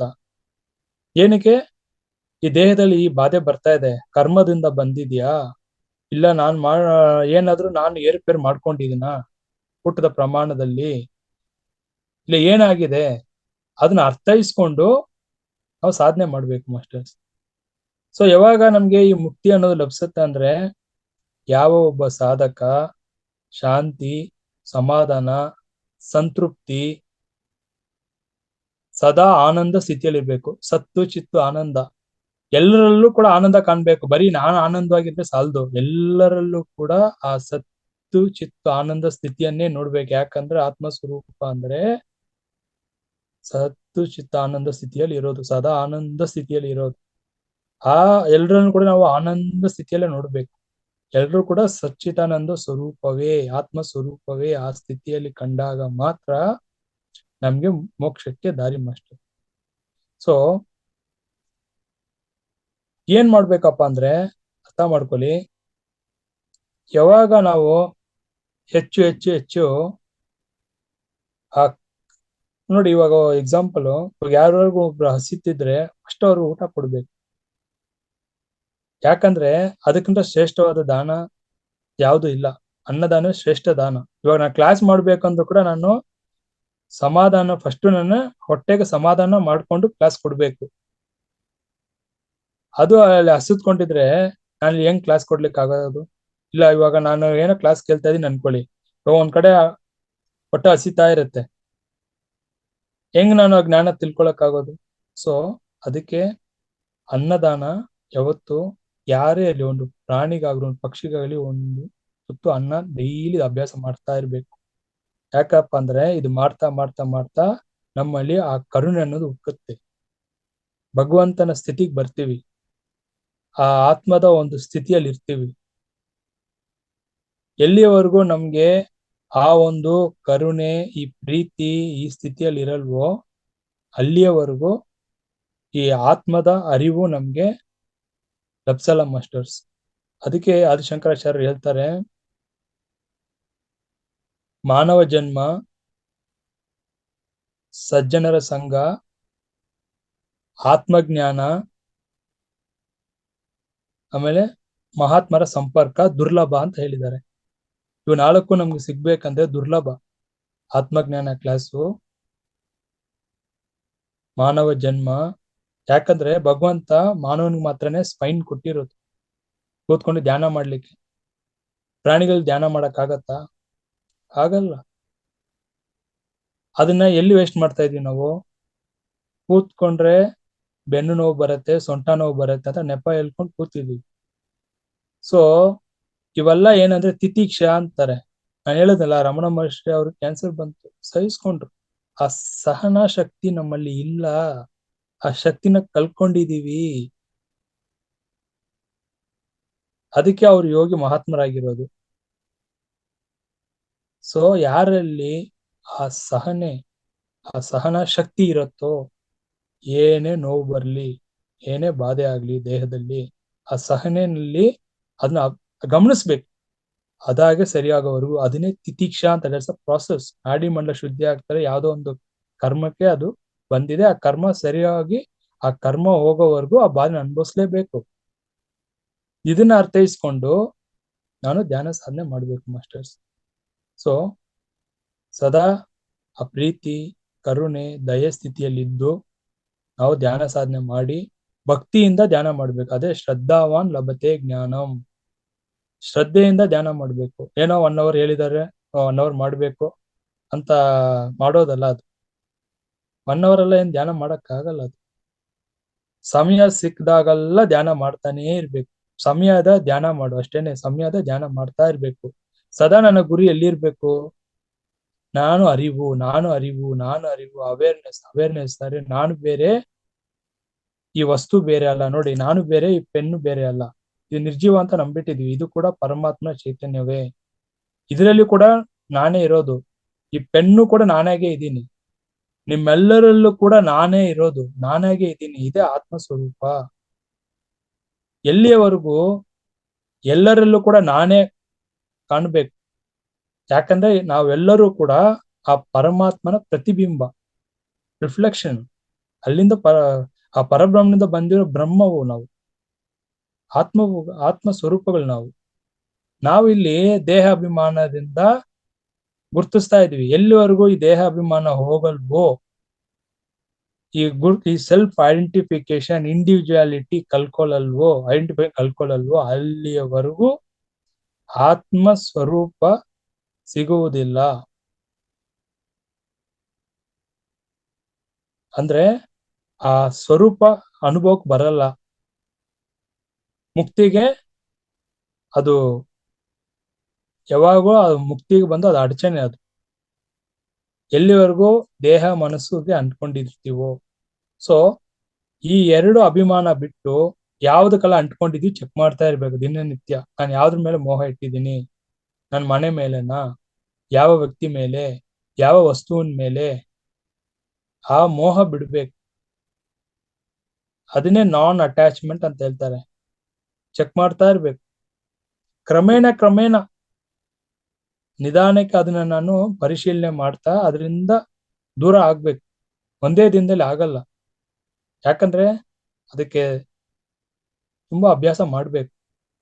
ಅಭ್ಯಾಸ ಮಾಡಿ ಅದಕ್ಕೆ ಸಾಧನೆ ಮಾಡಿ ಫಸ್ಟ್ ನಮ್ಮ ಮನಸ್ಸಿಗೆ ಅರಿವು ಮೂಡಿಸ್ಬೇಕು. ಯಾವ್ದು ಸತ್ಯ, ಯಾವ್ದು ಅಸತ್ಯ ಅಂತ,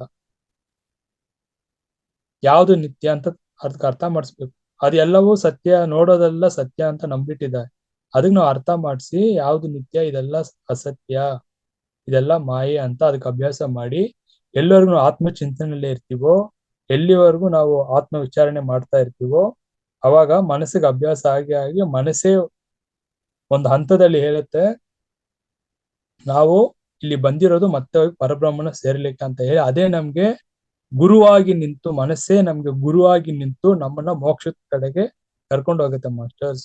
ಯಾವ ಮನಸ್ಸಿಂದ ನಾನು ಇಷ್ಟು ಜನ್ಮದಿಂದ ಕರ್ಮ ಮಾಡಿದ್ದೀನೋ ಅದೇ ಮನಸ್ಸಿನಿಂದ ಆ ಕರ್ಮವನ್ನೆಲ್ಲ ಕೂಡ ನೀಗಿಸಿ ಆ ಕರ್ಮವನ್ನು ದಗ್ಧ ಮಾಡಿ ನಾವು ಅಕರ್ಮರಾಗಿ ಕರ್ಮರಹಿತರಾಗಿ ಈ ಆತ್ಮ ಏನ್ ಮಾಡತ್ತಂದ್ರೆ ಎಲ್ಲಿಂದ ಬಂತೋ ಅಲ್ಲಿಗೆ ಹೋಗಿ ಸೇರುತ್ತೆ. ಸೊ ಇದೇ ಉಪಾಯ ಮಾಸ್ಟರ್ಸ್. ಅರ್ಥ ಮಾಡ್ಕೊಂಡು ಸಾಧನೆಯಿಂದ ಮುಕ್ತಿಗೆ ದಾರಿ ಏನಂದ್ರೆ ಆತ್ಮದ ಬಗ್ಗೆ ಅರಿವು. ನೋಡಿ, ಇವಾಗ ನಾನು ಆ ಸ್ಥಿತಿಗೆ ಬಂದ್ಬಿಟ್ರೆ ನನಗೆ ದೊಡ್ಡ ಸಾಧನೆ, ಗಂಟೆಗಟ್ಟಲೆ ಸಾಧನೆ ಬೇಕಾಗಿಲ್ಲ. ನಾನು ಅರಿವು ಅಷ್ಟೇನೆ. ನನ್ನ ಆತ್ಮ, ನಾನು ಅರಿವು, ನನ್ನ ಅವೇರ್ನೆಸ್. ಆ ಸ್ಥಿತಿಯಲ್ಲಿ ಇದ್ದಾಗ ಏನಾಗತ್ತಪ್ಪ ಅಂದ್ರೆ ನನ್ನ ಎಷ್ಟೋ ಜನ್ಮದ ಕರ್ಮಗಳು, ಆ ಏನು ಸಂಚಿತ ಕರ್ಮಗಳು ಇರುತ್ತಲ್ಲ, ಅವೆಲ್ಲವೂ ಅವೆಲ್ಲವೂ ಕೂಡ ಕ್ಷಣ ಮಾತ್ರದಲ್ಲಿ ಮಾಯ ಆಗ್ಬಿಡುತ್ತೆ. ಸೂರ್ಯನ ಕಂಡ ಮಂಜು ತರ ಮಾಯ ಆಗ್ಬಿಡುತ್ತೆ. ಅಲ್ಲಿ ಕರ್ಮನೇ ಇರಲ್ಲ. ಯಾವಾಗ ನಮ್ ಕರ್ಮ ಇರಲ್ವೋ ಈ ದೇಹದಲ್ಲಿ ಆತ್ಮ ಇರಲ್ಲ. ಇದು ಅರ್ಥ ಮಾಡ್ಕೋಬೇಕು. ನಾವೇನ್ ಯಾರ್ಯಾರೋ ಏನೇನೋ ಅನುಭವಗಳು ಹೇಳೋದು ನಂಬ್ಕೊಂಡು ನಾವು ಮೂಢರಾಗ್ಬಿಟ್ಟಿದ್ವಿ. ಇಲ್ಲಿ ಅವ್ರ ಕರ್ಮ ನೋಡ್ಕೊಂಡಿದ್ದಾರೆ, ಅವ್ರ ಕರ್ಮ ಅವರು ಕರ್ಮನೇ ಇಲ್ವಂತೆ, ಕರ್ಮ ಝೀರೋ ಮಾಡ್ಕೊಂಡಿದಾರಂತೆ, ಅವ್ರಿಗೆ ತೋರ್ಸಿದಾರಂತೆ. ಅದೆಲ್ಲ ಮಾಯೆ ಆಟ, ಮನ್ಸು ತೋರ್ಸು ಮಾಯೆ ಆಟ. ಅದು ಲೋ ಫ್ರೀಕ್ವೆನ್ಸಿಸ್ ಆಲ್ಸೋ ಅವ್ರಿಗೆ ಆ ತರ ತೋರಿಸ್ತಾರೆ ಬಂದು. ಅದನ್ನ ನಂಬಿಟ್ಟಿದ್ದಾರೆ. ನನ್ ಕರ್ಮ ನೋಡ್ಕೊಂಡ್ಬಿಟ್ಟೆ, ನಾನು ಆಕಾಶ ರೆಕಾರ್ಡ್ ನೋಡಿದೀನಿ, ನನ್ ಕರ್ಮ ಝೀರೋ ಅಂತ ತೋರಿಸಿದ್ದಾರೆ ಅಂತ. ಕರ್ಮ ಝೀರೋ ಆಗಿದ್ರೆ ಆತ್ಮಕ್ಕೆ ಏನ್ ಕೆಲಸ ಇದೆ ಭೂಮಿ ಮೇಲೆ? ದೇಹದಲ್ಲಿ ಏನ್ ಕೆಲಸ ಇರೋದು? ಏನಕ್ಕೆ ಆತ್ಮ ಇಷ್ಟು ಜನ್ಮದ ದೇಹ ತೆಗೆದು ಕೊಡ್ತಾ ಇದೆ? ಯಾವ್ದೋ ಒಂದು ಜನ್ಮದಲ್ಲಾದ್ರೂ ಈ ದೇಹದಿಂದ ನಾವು ಮುಕ್ತಿಗೆ ಹೋಗ್ಬೇಕು. ದೇಹದಿಂದ ಧ್ಯಾನ ಸಾಧನೆ ಮಾಡಿ, ಆತ್ಮ ಧ್ಯಾನ ಮಾಡಿ, ಆತ್ಮ ಸಾಕ್ಷಾತ್ಕಾರ ಮಾಡಿ ನಾನು ಮುಕ್ತಿಗೆ ಹೋಗ್ಬೇಕು ಅಂತ ಆತ್ಮ ಪ್ರತಿ ಜನ್ಮದಲ್ಲೂ ನಮ್ಮ ಕರ್ಮಕ್ಕೆ ತಕ್ಕನಂತೆ ದೇಹ ತೆಗೆದು ಕೊಡ್ತಾ ಇದೆ. ನಮ್ಮ ಕರ್ಮಕ್ಕೆ ತಕ್ಕನಂತೆ ನಮ್ಗೆ ದೇಹ ಸಿಗೋದು. ಅದನ್ನ ಅರ್ಥ ಮಾಡ್ಕೊಳ್ದೆ ನಾನು ಕರ್ಮ ನೋಡ್ಕೊಂಡಿದೀನಿ, ನಂದು ಇದೇ ಕೊನೆ ಜನ್ಮ, ನಂದು ಕರ್ಮ ಝೀರೋ ಆಗಿದೆ. ಝೀರೋ ಆಗಿದ್ರೆ ಏನಾಗುತ್ತೆ? ಆ ಕ್ವಶನ್ ಯಾರು ಕೇಳೋದೇ ಇಲ್ಲ. ಇವಾಗ ನಂದು ಆಕಾಶಿಕ ರೆಕಾರ್ಡ್ ತೋರಿಸಿದ್ದಾರೆ ಅನ್ಕೊಳ್ಳಿ ಧ್ಯಾನದಲ್ಲಿ, ನನ್ನ ಕರ್ಮ ಝೀರೋ ಅಂದ್ರೆ ಮತ್ತೆ ಆತ್ಮ ಕೆಲಸ ಏನಿದೆ ಇಲ್ಲಿ? ಏನ್ ಮಾಡ್ಬೇಕು ಆತ್ಮ? ಈಗ ದೇಹದಲ್ಲಿ ಇದ್ದು ಕರ್ಮ ಮಾಡ್ಬೇಕಾ? ಇಲ್ಲ ಆಗಾಮ್ಯ ಕರ್ಮ ಮಾಡ್ಬೇಕಾ? ಅದು ಪ್ರಶ್ನೆ ಯಾರು ಕೇಳೋದು ಇಲ್ಲ, ಆ ಪ್ರಶ್ನೆ ಬರೋದು ಇಲ್ಲ. ಯಾರು ಏನಂತ ನಂಬಿಡೋದು. ಸೊ ಈ ಇದನ್ನ ಅರ್ಥ ಮಾಡ್ಕೋಬೇಕು. ನಮ್ಗೆ ಯಾವಾಗ ಕರ್ಮ ರಹಿತರಾಗ್ತೀವೋ, ಕರ್ಮನೇ ಇಲ್ಲ ಅಂದ್ರೆ ಒಂದು ಕ್ಷಣನೂ ಆತ್ಮ ದೇಹದಲ್ಲಿ ಇರಲ್ಲ. ಇಮ್ಮಿಡಿಯೇಟ್ ಮುಕ್ತಿಗೆ ಹೋಗ್ಬಿಡತ್ತೆ. ಮುಕ್ತಿ ಅಂದ್ರೆ ಏನು? ಪರಬ್ರಹ್ಮನ ಹೋಗಿ ಸೇರೋದೇ ಮುಕ್ತಿ ಅಂದ್ರೆ. ಅದನ್ನ ಕೂಡ ಬೇರೆ ಏನೋ ಮುಕ್ತಿ ಅಂದ್ರೆ ಸತ್ಯಲೋಕಕ್ಕೆ ಹೋಗ್ತೀವಿ, ಆ ಲೋಕಕ್ಕೆ ಹೋಗ್ತೀವಿ, ಈ ಲೋಕಕ್ಕೆ ಹೋಗ್ತೀವಿ ಅಂತ. ನನ್ಗಂತೂ ಗೊತ್ತಿಲ್ಲ ಆ ಸತ್ಯಲೋಕ ಎಲ್ಲಿದೆ, ಯಾರು ಹೋಗಿದ್ದಾರೆ, ಹೋಗಿರೋ ಯಾರು ಬಂದು ಹೇಳಿದಾರ ಸತ್ಯಲೋಕ ಹೆಂಗಿದೆ ಅಂತ ಗೊತ್ತಿಲ್ಲ. ವಿಷಯವಾಗಿ ತಿಳ್ಕೊಂಡಿದ್ವಿ, ಯಾರು ಹೇಳ್ತಾ ಇದಾರೆ ಅಷ್ಟೇನೆ. ಈ ತರ ಅಪಪ್ರಚಾರ ಆಗ್ತಾ ಇರತ್ತೆ ಸತ್ಯಲೋಕ ಅಂತ ಹೇಳಿ. ಸತ್ಯಲೋಕಕ್ಕೂ ಹೋಗಿ ಇವಾಗ ಈ ತರ ಲೋಕ ಇದೆ, ಸತ್ಯಲೋಕ ಹಿಂಗಿದೆ ಅಂತ ರುಚಿ ನೋಡಿರೋರು, ಅನುಭವ ಹೊಂದಿರೋ ಬಂದು ಹೇಳ್ಬೇಕಲ್ಲ. ಯಾವ್ದಾವ್ದೋ ಲೋಕಕ್ಕೆ ಹೋಗಿ ಬಂದು ಆಸ್ಟ್ರಲ್ ಟ್ರಾವೆಲ್ ಮಾಡ್ಕೊಂಡು ಬಂದು ಹೇಳೋರು ಸತ್ಯಲೋಕಕ್ಕೆ ಹೋಗಿ ಬಂದಿರಲ್ವ ಅವರು? ಅಲ್ಲಿ ಎಲಿಜಿಬಲ್ ಆಗಿರಲ್ವ ಅವರು? ಇಲ್ಲ ಉನ್ನತ ಲೋಕಕ್ಕೆ ಹೋಗಿ ಬಂದಿರ್ತಾರೆ, ಆಸ್ಟ್ರಲ್ ವರ್ಲ್ಡ್ ಹೋಗಿ ಬಂದಿರ್ತಾರೆ. ಆಸ್ಟ್ರಲ್ ವರ್ಲ್ಡ್ ಹೋಗಿ ಬಂದಿರೋರು ಧ್ಯಾನದಲ್ಲಿ ಸತ್ಯಲೋಕಕ್ಕೆ ಹೋಗಿ ಬಂದಿರೋರು ಯಾಕೆ ಪ್ರವೇಶ ಇಲ್ವಾ ಅವ್ರಿಗೆ? ಅರ್ಥ ಮಾಡ್ಕೋಬೇಕು ಇದನ್ನೆಲ್ಲ. ಅದನ್ನೇ ಸಾವಿರಾರು ಲೋಕಗಳಿದೆ. ನಮ್ ಸಾಧನೆ ಏನು, ನಾ ಏನಕ್ ಬಂದಿದೀನಿ, ಆಸ್ಟ್ರಲ್ ಟ್ರಾವೆಲ್ ಮಾಡಕ್ ಬಂದಿದ್ದೀನ, ಥರ್ಡ್ ಓಪನ್ ಮಾಡ್ಕೊಳಕ್ ಬಂದಿದ್ದೀನ, ಇಲ್ಲಿ ಮ್ಯಾನಿಫೆಸ್ಟೇಷನ್ ಮಾಡ್ಕೊಳಕ್ ಬಂದಿದ್ದೀನ, ಇಲ್ಲ ಲಾ ಆಫ್ ಅಟ್ರಾಕ್ಷನ್ ಮಾಡ್ಲಿಕ್ ಬಂದಿದ್ದೀನ, ಇಲ್ಲ ಭೋಗಗಳು ಅನುಭವ್ಸಕ್ ಬಂದಿದ್ದೀನ, ಇಲ್ಲ ಎಲ್ಲಾ ಇಚ್ಛೆ ಕಾಮನೆಗಳನ್ನ ಇಟ್ಕೊಂಡು ನನ್ನ ಆಸೆ ಆಕಾಂಕ್ಷೆಗಳನ್ನ ಈಡೇರಿಸೋಕ್ ಬಂದಿದ್ದೀನ. ನನ್ನ ಗುರಿ ಯಾವ್ದ್ರ ಮೇಲೆ ಇರ್ಬೇಕು? ಮುಕ್ತಿಗೆ ಹೋಗೋದು ಮಾತ್ರ ನನ್ನ ಗುರಿ. ಆತ್ಮಚಿಂತನೆ ಮಾತ್ರನೇ ಗುರಿ ನಂದು. ಅವಾಗ ಇದ್ದಾಗ ಮಾತ್ರನೇ ಮುಕ್ತಿಗೆ ಹೋಗಕ್ಕೆ ಸುಲಭವಾದ ದಾರಿ ಮಾರ್ಗ. ಸೊ ಇದನ್ನೆಲ್ಲ ನನ್ನ ಅಜ್ಞಾನದಿಂದ ನಾನು ಇದು ಮಾಡ್ಕೊಳ್ತಾ ಇದ್ರೆ, ಸರಿಯಾದ ಧ್ಯಾನ ಇಲ್ಲದೆ, ಸರಿಯಾದ ಜ್ಞಾನ ಇಲ್ಲದೆ, ಸರಿಯಾದ ಸಾಧನೆ ಇಲ್ಲದೆ, ಸರಿಯಾದ ಚಿಂತನೆ ಇಲ್ಲದೆ, ಈ ಎಲ್ಲದಕ್ಕೂ ಬಂಧ ಪಟ್ಟಿದ್ರೆ ಈ ಪಾಠ ಕಲಿಗೆ ಮತ್ತೆ ಮತ್ತೆ ಮತ್ತೆ ಮತ್ತೆ ಜನ್ಮ ತಗೊಳ್ತಾನೇ ಇರ್ಬೇಕು. ಸೊ ಫಸ್ಟ್ ಮುಮುಕ್ಷುಗಳಾಗ್ಬೇಕು. ನನ್ನ ಗುರಿ ಮುಕ್ತಿ ಹೊಂದೋದು ಮಾತ್ರನೇ, ಅಷ್ಟೇ ಗುರಿ ನಂದು. ಆ ಸ್ಥಿತಿಯಲ್ಲಿದ್ದು ನಾನು ಯಾವಾಗ್ಲೂ ಅವೇರ್ನೆಸ್ ಅಲ್ಲಿ ಇರ್ಬೇಕು. ನಾನು ಅರಿವು, ನಾನು ಅರಿವು, ನಾನು ಅರಿವು, ನಾನು ಆತ್ಮ ಅಷ್ಟೇನೆ. ಇಲ್ಲಿ ಪರಮಾತ್ಮನಿಂದ ಬಂದಿರೋ ಅಂಶಾತ್ಮ ಅಷ್ಟೇ, ಇಲ್ಲಿ ಬೇರೇನು ಅಲ್ಲ. ಮತ್ತೆ ಅಲ್ಲಿ ಹೋಗೋದು ಒಂದೇನೆ ನನ್ನ ಒಂದು ಗುರಿ. ಆ ಗುರಿಯಲ್ಲಿದ್ದು ಸಾಧನೆ ಮಾಡಿ ಆತ್ಮಜ್ಞಾನ ಹೊಂದಿ, ಆತ್ಮಕ್ಕೆ ಏನ್ ಬೇಕು? ಆತ್ಮಕ್ಕೆ ಬೇಕಾಗಿರೋದು ಧ್ಯಾನ ಸಾಧನೆ. ಆತ್ಮ ಬಯಸೋದು ಧ್ಯಾನ ಸಾಧನೆ. ಆತ್ಮಕ್ಕೆ ಬೇಕಾಗಿರೋದು ಆತ್ಮಜ್ಞಾನ ಅಷ್ಟೇ, ಅದು ಬಯಸೋದು. ಅದಕ್ಕೆ ಯಾವಾಗ ತೃಪ್ತಿ ಸಿಕ್ಬಿಡುತ್ತೋ, ಅದಕ್ಕೆ ಬೇಕಾಗಿರೋ ಸಿಕ್ಬಿಟ್ರೆ ಬೇಗ ಎಲ್ಲಿಂದ ಬಂದಿದ್ದೋ ಅಲ್ಲಿಗೆ ಬೇಗ ಹೋಗ್ಲಿಕ್ಕೆ ಅದಕ್ಕೆ ಮಾರ್ಗ ಸಿಕ್ಬಿಡುತ್ತೆ. ಇಲ್ಲಾಂದ್ರೆ ಮತ್ತೆ ಮತ್ತೆ ಮತ್ತೆ ಕರ್ಮ ಎಲ್ಲರೂ ನಮ್ಗೆ ಸಂಪೂರ್ಣ ಕಲಿಯಲ್ವೋ, ಆ ಕರ್ಮ ಕಲೀಲಿಕ್ಕೆ ಮತ್ತೆ ಮತ್ತೆ ಮತ್ತೆ ಜನ್ಮ ತಗೊಳ್ತಾನೆ ಇರ್ಬೇಕು. ಅದಕ್ಕೆ ಕರ್ಮ ಸಿದ್ಧಾಂತ ಅರ್ಥ ಮಾಡ್ಕೋಬೇಕು masters. Okay, thank you masters. Thank you madam, ಅವಕಾಶ ಕೊಟ್ಟಿದ್ದಕ್ಕೆ.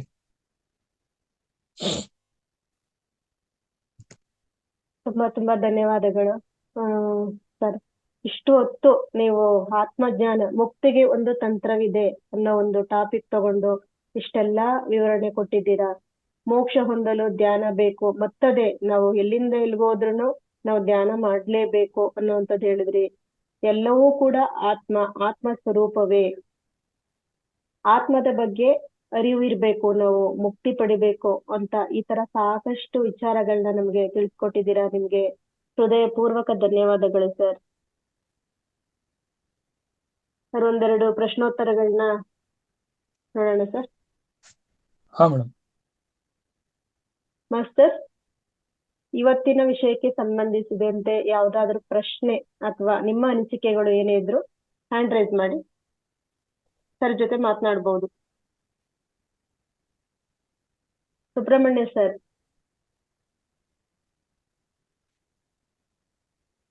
ಜಗದೀಶ್ ಸರ್.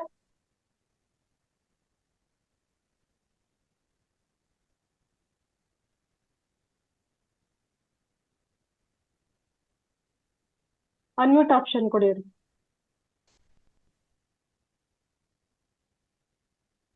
ನಮಸ್ತೆ ಸರ್. ನಮಸ್ತೆ ಸರ್. ಹಾ ಸರ್, ನಿನ್ನೆ ನಾನು ತಮ್ದು ಇದೇ ಸಬ್ಜೆಕ್ಟ್ ಕೇಳಿದ್ಮೇಲೆ ತಾವು ಇನ್ನೊಂದು ಸರ್ ಒಂದು ಹೇಳಿದ್ರಿ ಸರ್, ತಾವು ಒಂದು ಟಿಪ್ಸ್ ಸೀಕ್ರೆಟ್, ಅದು ಆತ್ಮ ಇಲ್ಲಿರುತ್ತೆ ನಮ್ಗೆ ಬೇಡೊಬ್ಬಿನ ಮಧ್ಯೆ ಅಂತ. ಕರೆಕ್ಟ್ ಕರೆಕ್ಟ್, ಒಬ್ಬಗಳ ಮಧ್ಯೆ ಆತ್ಮದ ಸ್ಥಾನ. ಅದ್ರ ಮೇಲೆ ಸ್ವಲ್ಪ ನಾವು ಗಮನ ಇಟ್ಟು ಮಾಡಿದ್ರೆ ಧ್ಯಾನ ಬಹಳ ಬೇಗ ನಮ್ಗೆ ಇದು ಸಹಜವಾಗಿ ಧ್ಯಾನ ಆಗುತ್ತೆ ಅಂತ ನಾನು ಆ ಸೆನ್ಸೇಷನ್, ಆ ವೈಬ್ರೇಷನ್ ಸಿಗುತ್ತೆ ನಮ್ಗೆ. ಆತ್ಮದ ಒಂದು ಸೆನ್ಸು ಫೀಲ್ ಆಗತ್ತೆ ನಿಮ್ಗೆ. ಯಾಕಪ್ಪ ಅಂದ್ರೆ ಆತ್ಮದ ಸ್ಥಾನ ಇದು ಯಾವಾಗ್ಲೂ. ಅದಕ್ಕೆ ಒಬ್ಬುಗಳ ಮಧ್ಯೆ ಇಲ್ಲೇ ಆತ್ಮ ನೆಲೆಸಿರೋದು. ಸೊ ಅದಕ್ಕೆ ಅದನ್ನೇ ನಾವು ತರ್ಡೆ ಅಂತ ಹೇಳ್ತೀವಿ, ದಿವ್ಯ ಚಕ್ಷು ಅಂತ ಹೇಳ್ತೀವಲ್ಲ. ಸೊ ಎಲ್ಲಿಯವರೆಗೂ ನಮ್ಮ ಗಮನ ಇಲ್ಲಿ ಆದಷ್ಟು ಇಲ್ಲೇ ಇರ್ಬೇಕು. ಇವಾಗ ಸದಾ ನಾವು ಯಾವುದೇ ನಿತ್ಯ ಕರ್ಮ ಮಾಡ್ತಾ ಇದ್ರು ಕೂಡ, ನಮ್ಮ ಒಂದು ಪ್ರಾಪಂಚಿಕ ಕೆಲಸ ಮಾಡ್ತಾ ಇರುವ ಕೂಡ ಮನಸ್ಸನ್ನು ಯಾವಾಗ್ಲೂ ಸದಾ ಇಲ್ಲೇ ಇಡ್ಬೇಕು. ಯಾಕಂದ್ರೆ ಆತ್ಮ ಅಲ್ಲೇ ಇರೋದು. ಈ ಮನಸ್ಸಿಗೆ ಅಭ್ಯಾಸ ಮಾಡ್ತಾ ಇರ್ಬೇಕು. ಓಕೆ, ಆತ್ಮ ಇಲ್ಲಿದೆ, ಇಲ್ಲಿ ಹೋಗಿ ನೀನ್ ಸೇರೋದೇ ನಿನ್ನ ಗುರಿಯಾಗಿರ್ಬೇಕು ಅಂತ ಹೇಳಿ ಮನಸ್ಸಿಗೆ ಅಭ್ಯಾಸ ಮಾಡ್ತಾ ಮಾಡ್ತಾ ಮಾಡ್ತಾ. ಯಾಕಂದ್ರೆ ಮನ್ಸು ಅಷ್ಟು ಬೇಗ ಇಲ್ಲಿ ಹೋಗಲ್ಲ. ಮನ್ಸು ಬೇರೆ ಒಂದನ್ನೇ ನೋಡ್ತಾ ಇರುತ್ತೆ. ಇಲ್ಲಿ ಹೋಗೋಣ, ಅಲ್ಗೆ ಹೋಗೋಣ, ಇದನ್ನ ನೋಡೋಣ, ಅದನ್ನ ನೋಡೋಣ ಅಂತ. ಸೊ ಇಂದ್ರಿಯಗಳಿಂದ ಓಡ್ತಾ ಇರೋ ಮನ್ಸನ್ನ ಅದ್ ಯಾವಾಗ್ಲೂ ಆತ್ಮದ ಕಡೆ, ಯಾಕಂದ್ರೆ ಈ ಮನಸ್ಸು ಅನ್ನೋದು ಏನಪ್ಪಾ ಅಂದ್ರೆ ಆತ್ಮದ ಮಗು. ಅದು ಆತ್ಮದಿಂದ ಬಂದಿರೋ ಒಂದು ನೆರಳು. ಅದು ಇದು ಎಕ್ಸ್ಟೆನ್ಷನ್ ಆಫ್ ದ ಸೋಲ್ ಅಂತಾರೆ. ಅದರ ಆತ್ಮದ ಒಂದು ವಿಸ್ತರಣೆನೇ ಈ ಮನಸ್ಸು. ಅಂದ್ರೆ ಈ ಮನಸ್ಸನ್ನ ಮತ್ತೆ ಆತ್ಮ ಜೊತೆನೆ ಕರಗಿಸ್ಬಿಟ್ರೆ, ಅದನ್ನ ನೀಗಿಸ್ಬಿಟ್ರೆ ಏನಾಗ್ಬಿಡತ್ತೆ, ಅಲ್ಲಿ ಇರೋದು ಬರೀ ನಾನೇ. ನಾನು ಅಂದ್ರೆ ನನ್ನ ಸ್ವಸ್ವರೂಪ ಅಷ್ಟೇ. ನನ್ನ ಸ್ವಸ್ವರೂಪ, ನಾನು ಅರಿವು. ನನ್ನ ಸ್ವಸ್ವರೂಪನ ತಿಳ್ಕೊಳಕ್ಕೆ ಈ ಆತ್ಮ ಸಾಧನೆ, ಈ ಧ್ಯಾನ ಸಾಧನೆ. ಸೊ ನಾವು ಯಾರನ್ನ ನೋಡಿ ಮಾತಾಡಿದ್ರು ಕೂಡ ಅವ್ರ ಹಣೆ ನೋಡೇ ಮಾತಾಡ್ಬೇಕು. ನಾವೇನ್ ಮಾಡ್ತೀವಿ, ಮುಖ ನೋಡ್ತೀವಿ, ಕಣ್ಣುಗಳು ನೋಡ್ತೀವಿ. ಯಾಕಪ್ಪ ಅಂದ್ರೆ ನೋಡಿ, ನಾವ್ ಏನಕ್ಕೆ ತಿಲಕಲ್ಲಿ ಇಡ್ತೀವಿ, ವಿಭೂತಿಯಲ್ಲಿ ಇಡ್ತೀವಿ, ಕುಂಕುಮಲ್ಲಿ ಇಡ್ತೀವಿ ಅಂದ್ರೆ ಇಲ್ಲಿ ಪರಮಾತ್ಮ ನೆಲೆಸಿದಾನೆ, ಇಲ್ಲೇ ಆತ್ಮ ನೆಲೆಸಿರೋದು. ಸೊ ಅಲ್ಲಿ ಯಾವಾಗ್ಲೂ ಇಲ್ಲಿ ಏನೋ ಒಂದು ನಾವು ಇವಾಗ ನೋಡಿ, ಮನೆ ಮುಂದೆ ಹೇಗೆ ರಂಗೋಲಿ ಹಾಕಿ ಶುದ್ಧವಾಗಿ ಇಟ್ಕೊಂಡಿರ್ತೀವ, ಪರಿಶುದ್ಧವಾಗಿ, ಆತರ ಇಲ್ಲಿ ಪರಮಾತ್ಮ ಸ್ಥಾನ ಅಂತ ಹೇಳಿ ಇಲ್ಲಿ ಯಾವ್ದೋ ಒಂದು ಕುಂಕುಮನೋ ವಿಭೂತಿನೋ ಏನೋ ಒಂದು ಅಲ್ಲಿ ನಾವು ಇಡೋದು. ಅದರ ಉದ್ದೇಶ ಅದೇನೆ. ಅದು ಆ ಕಾಲದಲ್ಲಿ ಸರಿಯಾಗಿ ನಮ್ಗೆ ತಿಳಿಸ್ಕೊಟ್ಟಿದ್ದಾರೆ, ನಾವು ಅದ್ ಅರ್ಥ ಮಾಡ್ಕೊಳ್ತಾ ಇಲ್ಲ. ಅದಕ್ಕೆ ಸ್ಟಿಕ್ಕರ್ ಬೋಟಲ್ ಇಡಬಾರ್ದು. ನ್ಯಾಚುರಲ್ ಆಗಿರೋ ಕುಂಕುಮನೇ ಇಡ್ಬೇಕು, ವಿಭೂತಿನೇ ಇಡ್ಬೇಕು. ಸೊ ನಿನ್ನೆ ಅದೇ ತರ ಮಾಡಿದೆ ಸರ್. ನಾನು ಅದೇ ಭಾವನೆಯಲ್ಲಿ ಮಾಡ್ತಾ ಇದ್ದೀನಿ ನಿನ್ನೆಯಿಂದ ಧ್ಯಾನ. ಮಾಡಿ ಅದನ್ನೇ ಹೇಳ್ತಾ ಇರೋದಲ್ಲ. ಬಹಳ ಅದ್ಭುತ ಪರಿಣಾಮ ಬೀರ್ತದೆ. ಹೌದು, ಅದೇ ಸತ್ಯ ಅಲ್ವಾ? ಉಸಿರಾಟದ ಮೇಲೆ ಗಮನ ಹೋಗ್ತಾ ಇಲ್ಲ. ಹೌದು ನೋಡಿ, ಉಸಿರಾಟ ಏನಕ್ಕೆ ಗಮನಿಸ್ಬೇಕು ಅಂದ್ರೆ ನಮ್ಗೆ ಯಾವಾಗ ಆಲೋಚನೆ ಜಾಸ್ತಿ ಆಗುತ್ತೋ ಅವಾಗ ಮಾತ್ರ ಗಮನ ಉಸಿರಾಟ ಮೇಲೆ ತರಬೇಕು. ಸದಾ ಉಸಿರಾಟ ಗಮನಿಸಕ್ ಆಗಲ್ಲ. ಯಾಕಂದ್ರೆ 1 ಅವರ್ಗೂ ಒಂದ್ಸಲ ನಮ್ಮ ಉಸಿರಾಟ ಚೇಂಜ್ ಆಗ್ತಾ ಇರುತ್ತಲ್ಲ, ಇಡಾನಡಿ ಪುನಃ ಚೇಂಜ್ ಆಗ್ತಾ ಇರುತ್ತೆ. ಯಾಕೆ ಸುಮ್ನೆ ಅದನ್ನ ಗಮನಿಸ್ತೀರಾ? ಇವಾಗ ಆಲೋಚನೆ ಕಡಿಮೆ ಆಗ್ಲಿಕ್ಕೆ ಉಸಿರಾಟ ಗಮನಿಸ್ಬೇಕು, ಸದಾ ಗಮನಿಸಕ್ ಆಗಲ್ಲ ಅದನ್ನ. ಅದಕ್ಕೆ ಸದಾ ಇಲ್ಲಿ ಗಮನಿಸ್ಬೋದು ನಾವು. ಇಲ್ಲಿ ಗಮನಿಸಿದಾಗ ನಿಮ್ಗೆ ಇದ್ರ ಮೇಲೆ ನೀವು ಎಕ್ಸ್ಪೆರಿಮೆಂಟ್ ಮಾಡಿದಾಗ, ಇದ್ರ ಮೇಲೆ ನೀವು ಪರೀಕ್ಷೆ ಮಾಡಿದಾಗ ಮಾತ್ರ ಗೊತ್ತಾಗತ್ತೆ ನಾನು ಯಾರು ಅನ್ನೋದು. ನೋಡಿ ಅದಕ್ಕೆ ನೋಡಿ ಅದು ಈ ಜ್ಞಾನ ಹೇಳಿದ್ರಲ್ಲ ಸರ್, ಇದು ನೀವೊಂದು ಅದ್ಭುತವಾದ ಜ್ಞಾನ. ಇದು ಬಹಳ ಸರಳವಾಗಿ ಇಡೀ ವೇದ ಉಪನಿಷತ್ತು ಎಲ್ಲಾ ಸಾರಗಳಲ್ಲಿ ಇರೋದನ್ನೆಲ್ಲ ಬಹಳ ಇಷ್ಟು ನೀವು ಸರಳವಾಗಿ ಬಹಳ ಉಪಯುಕ್ತವಾಗಿ ಎಲ್ಲರೂ ಸಾಧಾರಣವಾಗಿ ಎಲ್ಲ ಸಾಧಕರಿಗೂ ಬಹಳ ಸಿಂಪಲ್ ಆಗಿ ತಾವು ಹೇಳಿದಿರ. ಇದನ್ನ ನಾನು ಸ್ವಲ್ಪ ನನ್ನ ಕೇಳಿ ನಿನ್ನೆ ಮತ್ತೆ ಬಂದು ಇನ್ನೊಂದ್ಸಲ ಪೂರ್ತಿ ಕೇಳಿ ಅದೆಲ್ಲ ನಿನ್ನೆ ನೋಟ್ಸ್ ಮಾಡಿ ಇಟ್ಕೊಂಡಿದ್ದೆ. ನಿನ್ನೆ ನಿಮ್ಮದು ಇದನ್ನೆಲ್ಲ 1-2 ಪೇಜಲ್ಲಿ ಇದು ಎಷ್ಟು ಸಲ ಕೇಳಿದ್ರು ಇದು ಅದ್ಭುತವಾದ ಸತ್ಯ. ಇದು ಫುಲ್ಲು ಡೀಪ್ ಆಗಿ ನಾವು ಒಳಗಡೆ ತಗೊಳ್ಳೇಬೇಕು. ಆಮೇಲೆ ಇದೊಂದು ಟೆಕ್ನಿಕ್ ನಿನ್ನೆ ನಾನು ಸ್ಟಾರ್ಟ್ ಮಾಡಿದೆ. ನಿನ್ನೆ ನಾನು ಇದೇ ಸುಮ್ಮನೆ ಜಸ್ಟ್ ಹಣೆ ಮೇಲೆ ಇಟ್ಟು ಧ್ಯಾನ ಮಾಡುವಾಗ ಅದು ಅವಾಗ ಧ್ಯಾನ ಅದು ಬಹಳ ಅದ್ಭುತ. ನಾನಿಗೆ ಮರ್ತೋಗ್ಬಿಟ್ಟಿದ್ದೀನಿ. ಉಸಿರಾಟದ ಮೇಲೆ ಇಷ್ಟು 1 ವರ್ಷದವರೆಗೂ ಉಸಿರಾಟನೇ ಗಮನಿಸ್ತಿದ್ದೆ, ಆದ್ರೆ ಇನ್ನ ಯೋಚನೆಗಳು ಹೆಚ್ಚಿಗೆ ಬರ್ತಾ ಇತ್ತು. ಈಗ ಈ ಟೆಕ್ನಿಕ್ ಇಲ್ಲಿ ಗಮನ ಇಟ್ಟಾಗ ಮತ್ತೆ ನೀವು ಏಕತ್ವದಲ್ಲಿ ಇರ್ಬೇಕು, ಎಲ್ಲ ಪ್ರತಿಯೊಂದನ್ನು ಆತ್ಮ ಸ್ವರೂಪ ಅಂತ ಈ ಕಾನ್ಸೆಪ್ಟ್ ಅಲ್ಲೆಲ್ಲ ನಾವು ಇಟ್ಕೊಂಡು ಸ್ವಲ್ಪ ಅದೆಲ್ಲ ಆ ಜ್ಞಾನದಲ್ಲಿ ಆ ಹಿನ್ನೆಲೆಯಲ್ಲಿ ಮತ್ತೆ ಇಲ್ಲಿ ಸ್ವಲ್ಪ ಅಲ್ಲೇನೆ ಗಮನ ಇಟ್ಕೊಂಡು ಅಲ್ಲಿ ಆತ್ಮ ಇದೆ ಅಂತ ನಾವು ಆತ್ಮದ ಮೇಲೆ ನಾವು ಧ್ಯಾನ ಮಾಡಿದಾಗ ಬಹಳ ಸರಳ ಅನಿಸ್ತಾ ಇದೆ, ಸುಲಭ ಅನಿಸ್ತದೆ, ಮತ್ತೆ ಬಹಳ ಅದ್ಭುತವಾದ ಪರಿಣಾಮ ಅನಿಸ್ತದೆ. ತುಂಬಾ ಅದೇ ಒಂದು ಹೇಳ್ಕೊಳಕ್ ಆಗ್ತಿಲ್ಲ, ವಿಶೇಷವಾದ ಅನುಭವ. ಹೌದು, ಅದು ಅದರ ಪರಿಣಾಮ, ಅದರ ಪ್ರಭಾವ, ಅದರ ಒಂದು ಪರಿಣಾಮ, ಅದರ ಒಂದು ಪ್ರಭಾವ ತುಂಬಾ ಬೇಗ ಸಿಗತ್ತೆ ನಮ್ಗೆ. ಹೌದೌದು, ನನಗೆ ನೆನ್ನೆಯಿಂದ ಅನುಭವ ಆಗ್ತಾ ಇದೆ. ಅದಕ್ಕೆ ಅದು ಯಾಕಪ್ಪ ಅಂದ್ರೆ ಒನ್ನೆಸ್ ಅಲ್ಲಿ ಇರ್ತೀವಿ. ಅವೇರ್ನೆಸ್ ಅಂದ್ರೆ ಒನ್ನೆಸ್ ಅಷ್ಟೇನೆ, ಭೇದ ಭಾವ ಬೇರ್ಪಾಡು ಇರಬಾರ್ದು ಯಾವ ಒಂದ್ರಲ್ಲೂ ನಮ್ಗೆ. ನೋಡಿ ಅದನ್ನೇ ಹೇಳ್ತಾ ಇರೋದು, ಯಾವಾಗ್ಲೂ ಕರುಣೆ, ದಯೆ, ಈ ಏಕತ್ವ ಯಾವಾಗ ಬಂದು ನಾನು ಅವೇರ್ನೆಸ್ ಅಂದ್ರೆ ಒನ್ನೆಸ್ ಅಲ್ಲಿ ಇರೋದು ಅವೇರ್ನೆಸ್. ಯಾವಾಗ ಡ್ಯುಯಾಲಿಟಿ ತರಬಾರ್ದು, ಎರಡನೇದು ಅನ್ನೋದು ಇರಬಾರ್ದು. ಇರೋದು ಒಂದೇನೆ ಅಷ್ಟೇನೆ, ಎಲ್ಲವೂ ಪರಬ್ರಹ್ಮವೇ. ನಾನು ಬಂದಿರೋ ಕೂಡ ಅಲ್ಲಿಂದಾನೆ, ನಾನು ಬೇರೆ ಅಲ್ಲ, ಪರಬ್ರಹ್ಮ ಬೇರೆ ಅಲ್ಲ. ಪರಬ್ರಹ್ಮನ ಒಂದು ಪ್ರತಿಬಿಂಬವೇ ನಾನು ಸ್ಥಿತಿಗೆ ಬಂದಾಗ ನೋಡಿ ನೀವು, ನಾನು ಆತ್ಮ ಆತ್ಮ ಆತ್ಮ ಅಂತ ಆತ್ಮದ ಮೇಲೆ ಚಿಂತನೆ ಮಾಡ್ತಾ ಇದ್ರೆ, ಗಮನ ಇಲ್ಲಿ ಇಡ್ತಾ ಇದ್ರೆ, ಅದಕ್ಕೆ ಏನಾಗತ್ತಂದ್ರೆ ಅರಿವು ಇನ್ನ ಶಕ್ತಿ ಹೆಚ್ಚಾಗ್ತಾ ಇರುತ್ತೆ, ಆತ್ಮ ಶಕ್ತಿ ಹೆಚ್ಚಾಗ್ತಾ ಇದೆ, ಆ ಜ್ಯೋತಿ ಇನ್ನ ಪ್ರಕಾಶಮಯವಾಗ್ತಾ ಇರುತ್ತೆ. ಅದಕ್ಕೆ ನಮ್ಗೆ ಬೇಗ ಅನುಭೂತಿ ಆಗೋದು, ಆತ್ಮದ ಅನುಭೂತಿ, ಬೇಗ ಆತ್ಮಕ್ಕೆ ಅನುಸಂಧಾನ ಆಗ್ತೀವಿ. ಅದು ಆಲ್ರೆಡಿ ಸಿದ್ಧಿ ಆಗಿರೋದು. ಯಾಕೆ ನಮ್ಮ ಇಷ್ಟು ಜನ್ಮಗಳಿಂದ, ಇಷ್ಟು ವರ್ಷಗಳಿಂದ ನಮ್ಗೆ ಆ ಗಮನಕ್ಕೆ ಬಂದಿಲ್ಲ ಅಂದ್ರೆ, ನಾವು ಸರಿಯಾದ ಒಂದು ಸಾಧನೆ, ಅದರ ಅರಿವು ನಮ್ಗೆ ಇರ್ಲಿಲ್ಲ. ಆ ಅರಿವು, ಆ ಟೆಕ್ನಿಕ್, ಅವೇರ್ನೆಸ್ ಟೆಕ್ನಿಕ್ ಸಿಕ್ಕಿದ್ಮೇಲೆ ಆ ಟೆಕ್ನಿಕ್ ನಾವು ಇಂಪ್ಲಿಮೆಂಟ್ ಮಾಡ್ತೀವಿ ನೋಡಿ. ಆ ಟೆಕ್ನಿಕ್ ನಾವು ಯಾವಾಗ ಅದನ್ನ ನಾವು ಪ್ರಯೋಗ ಮಾಡ್ತೀವಲ್ಲ, ಅದು ಬೇಗ ಸಿದ್ಧಿ ಆಗ್ಬಿಡುತ್ತೆ. ಅದಕ್ಕೂ ಅದನ್ನೇ ಹೇಳೋದು.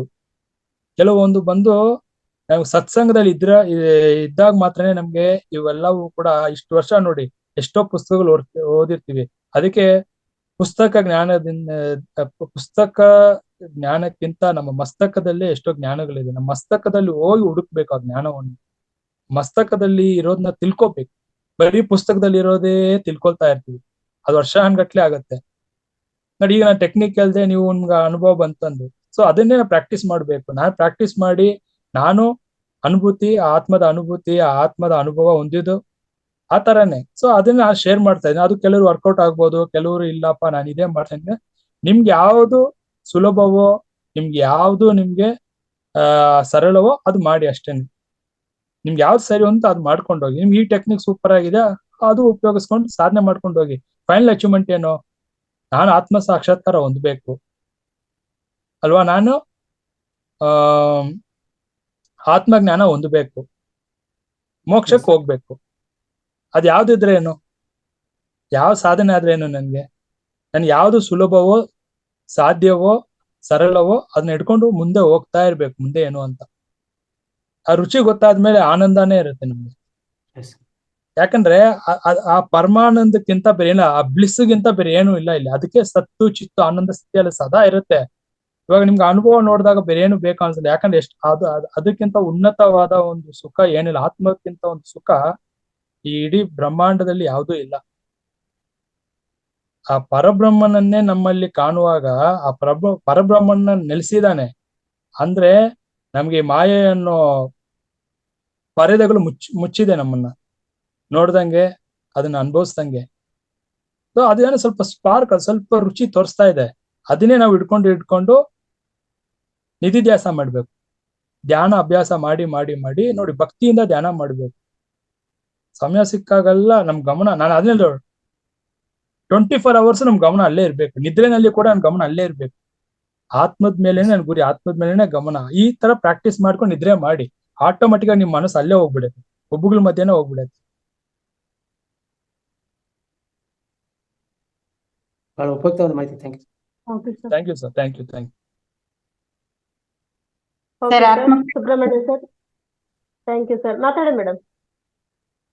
ಸರ್ ಆತ್ಮ ಪ್ರಣಾಮಗಳು ಸರ್. ಪುರುಷಾಂತ ಮಾರೆ ಆತ್ಮ ಪ್ರಣಾಮ. ತುಂಬಾ ಚೆನ್ನಾಗಿತ್ತು ಸರ್. ನನ್ಗೆ ನಿನ್ನೆ ಒಬ್ರು ಬಾಡಿ ವೆಕೇಟ್ ಮಾಡಿದ್ರು ಸರ್. ಬೆಂಗಳೂರಿಗೆ ಹೋಗಿದ್ದೆ, ಅಲ್ಲಿಂದ ಬಂದು ನಿಮ್ ಕ್ಲಾಸ್ ಅಟೆಂಡ್ ಮಾಡಿದೆ. ಆ ಟೈಮ್ ಏನು ಎಲ್ಲರೂ ಅಳ್ತಾರೆ, ನಂಗೆ ಅಳುನೇ ಬರಲ್ಲ ಸರ್. ಏನ್ ಮಾಡಿದ್ರು ಅಳು ಬರ್ಲಿಲ್ಲ ನನ್ಗೆ. ಅದಂತೆ ನನ್ಗೆ ಆತ್ಮ ಸ್ವರೂಪ, ಆತ್ಮ ಬಾಡಿ ವೆಕೇಟ್ ಆಗಿದೆ, ಆತ್ಮ ಹೋಗಿದೆ ಅಂತ ನಾನು ಡಿಸೈಡ್ ಮಾಡ್ಕೊಂಡು ಅಲ್ಲೇ ಒಂದ್ 10 ನಿಮಿಷ ಅದ್ರ ಮುಂದೆನೆ ಕುತ್ಕೊಂಡು ಧ್ಯಾನ ಮಾಡಿದೆ.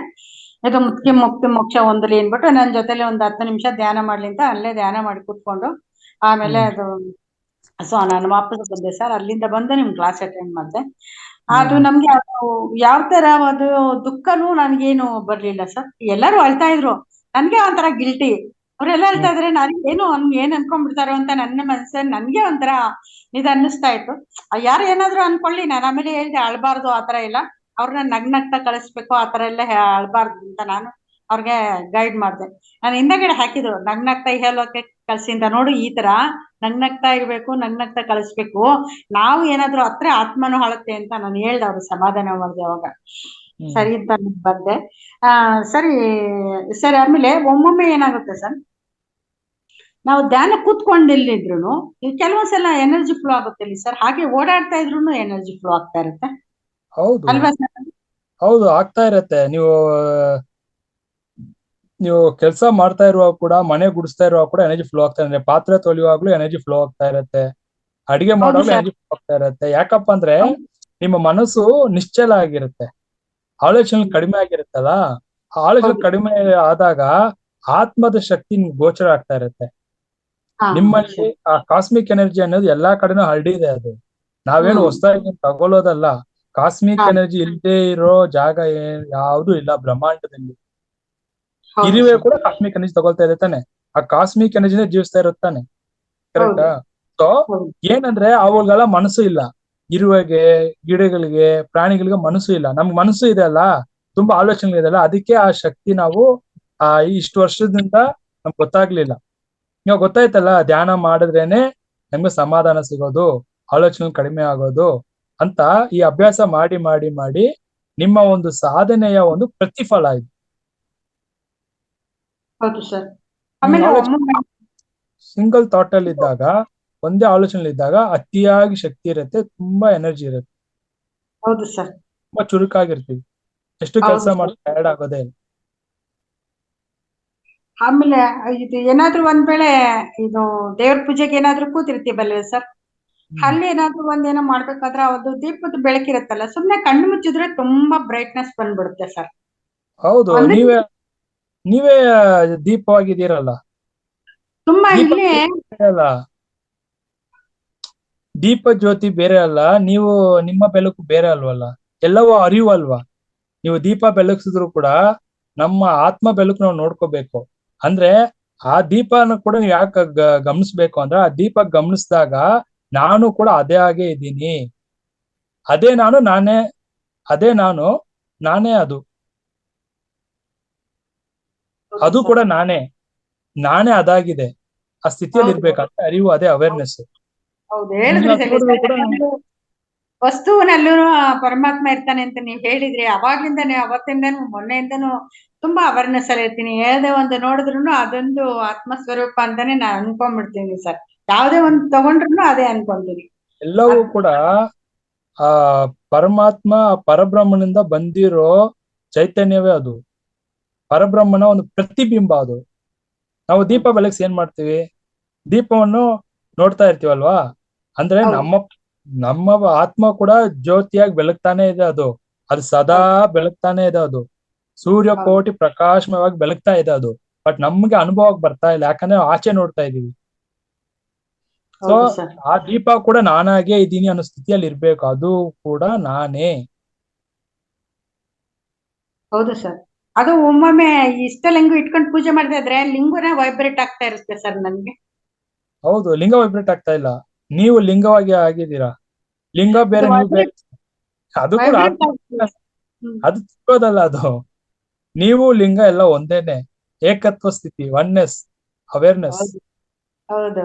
ನಾವೇನ್ಕೊಂಡು ಅದು ಯಾಕೆ ತಿರುಗ್ತಾ ಇದೆ, ಏನೋ ದೊಡ್ಡದು, ಏನೋ ಚಮತ್ಕಾರ ಅನ್ಕೊಂಡು, ಇಲ್ಲ, ಅದು ಬೇರೆ ಅಲ್ಲ, ನಾನು ಬೇರೆ ಅಲ್ಲ, ನೀನು ನಾನು ಒಂದೇ ಅಂತ ಅಲ್ಲಿ ಅದು ತೋರಿಸ್ತಾ ಇರೋದು.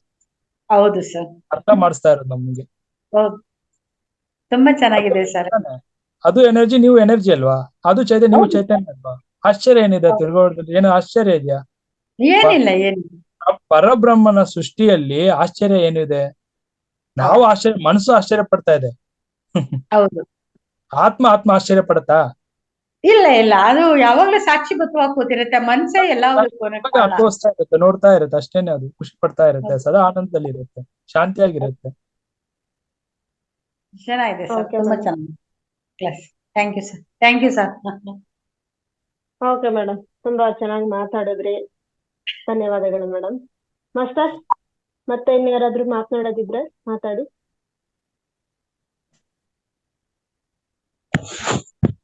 ಓಕೆ, ಎಲ್ಲರ ಪ್ರಶ್ನೋತ್ತರ ಮುಗ್ದಿದೆ ಸರ್. Okay madam.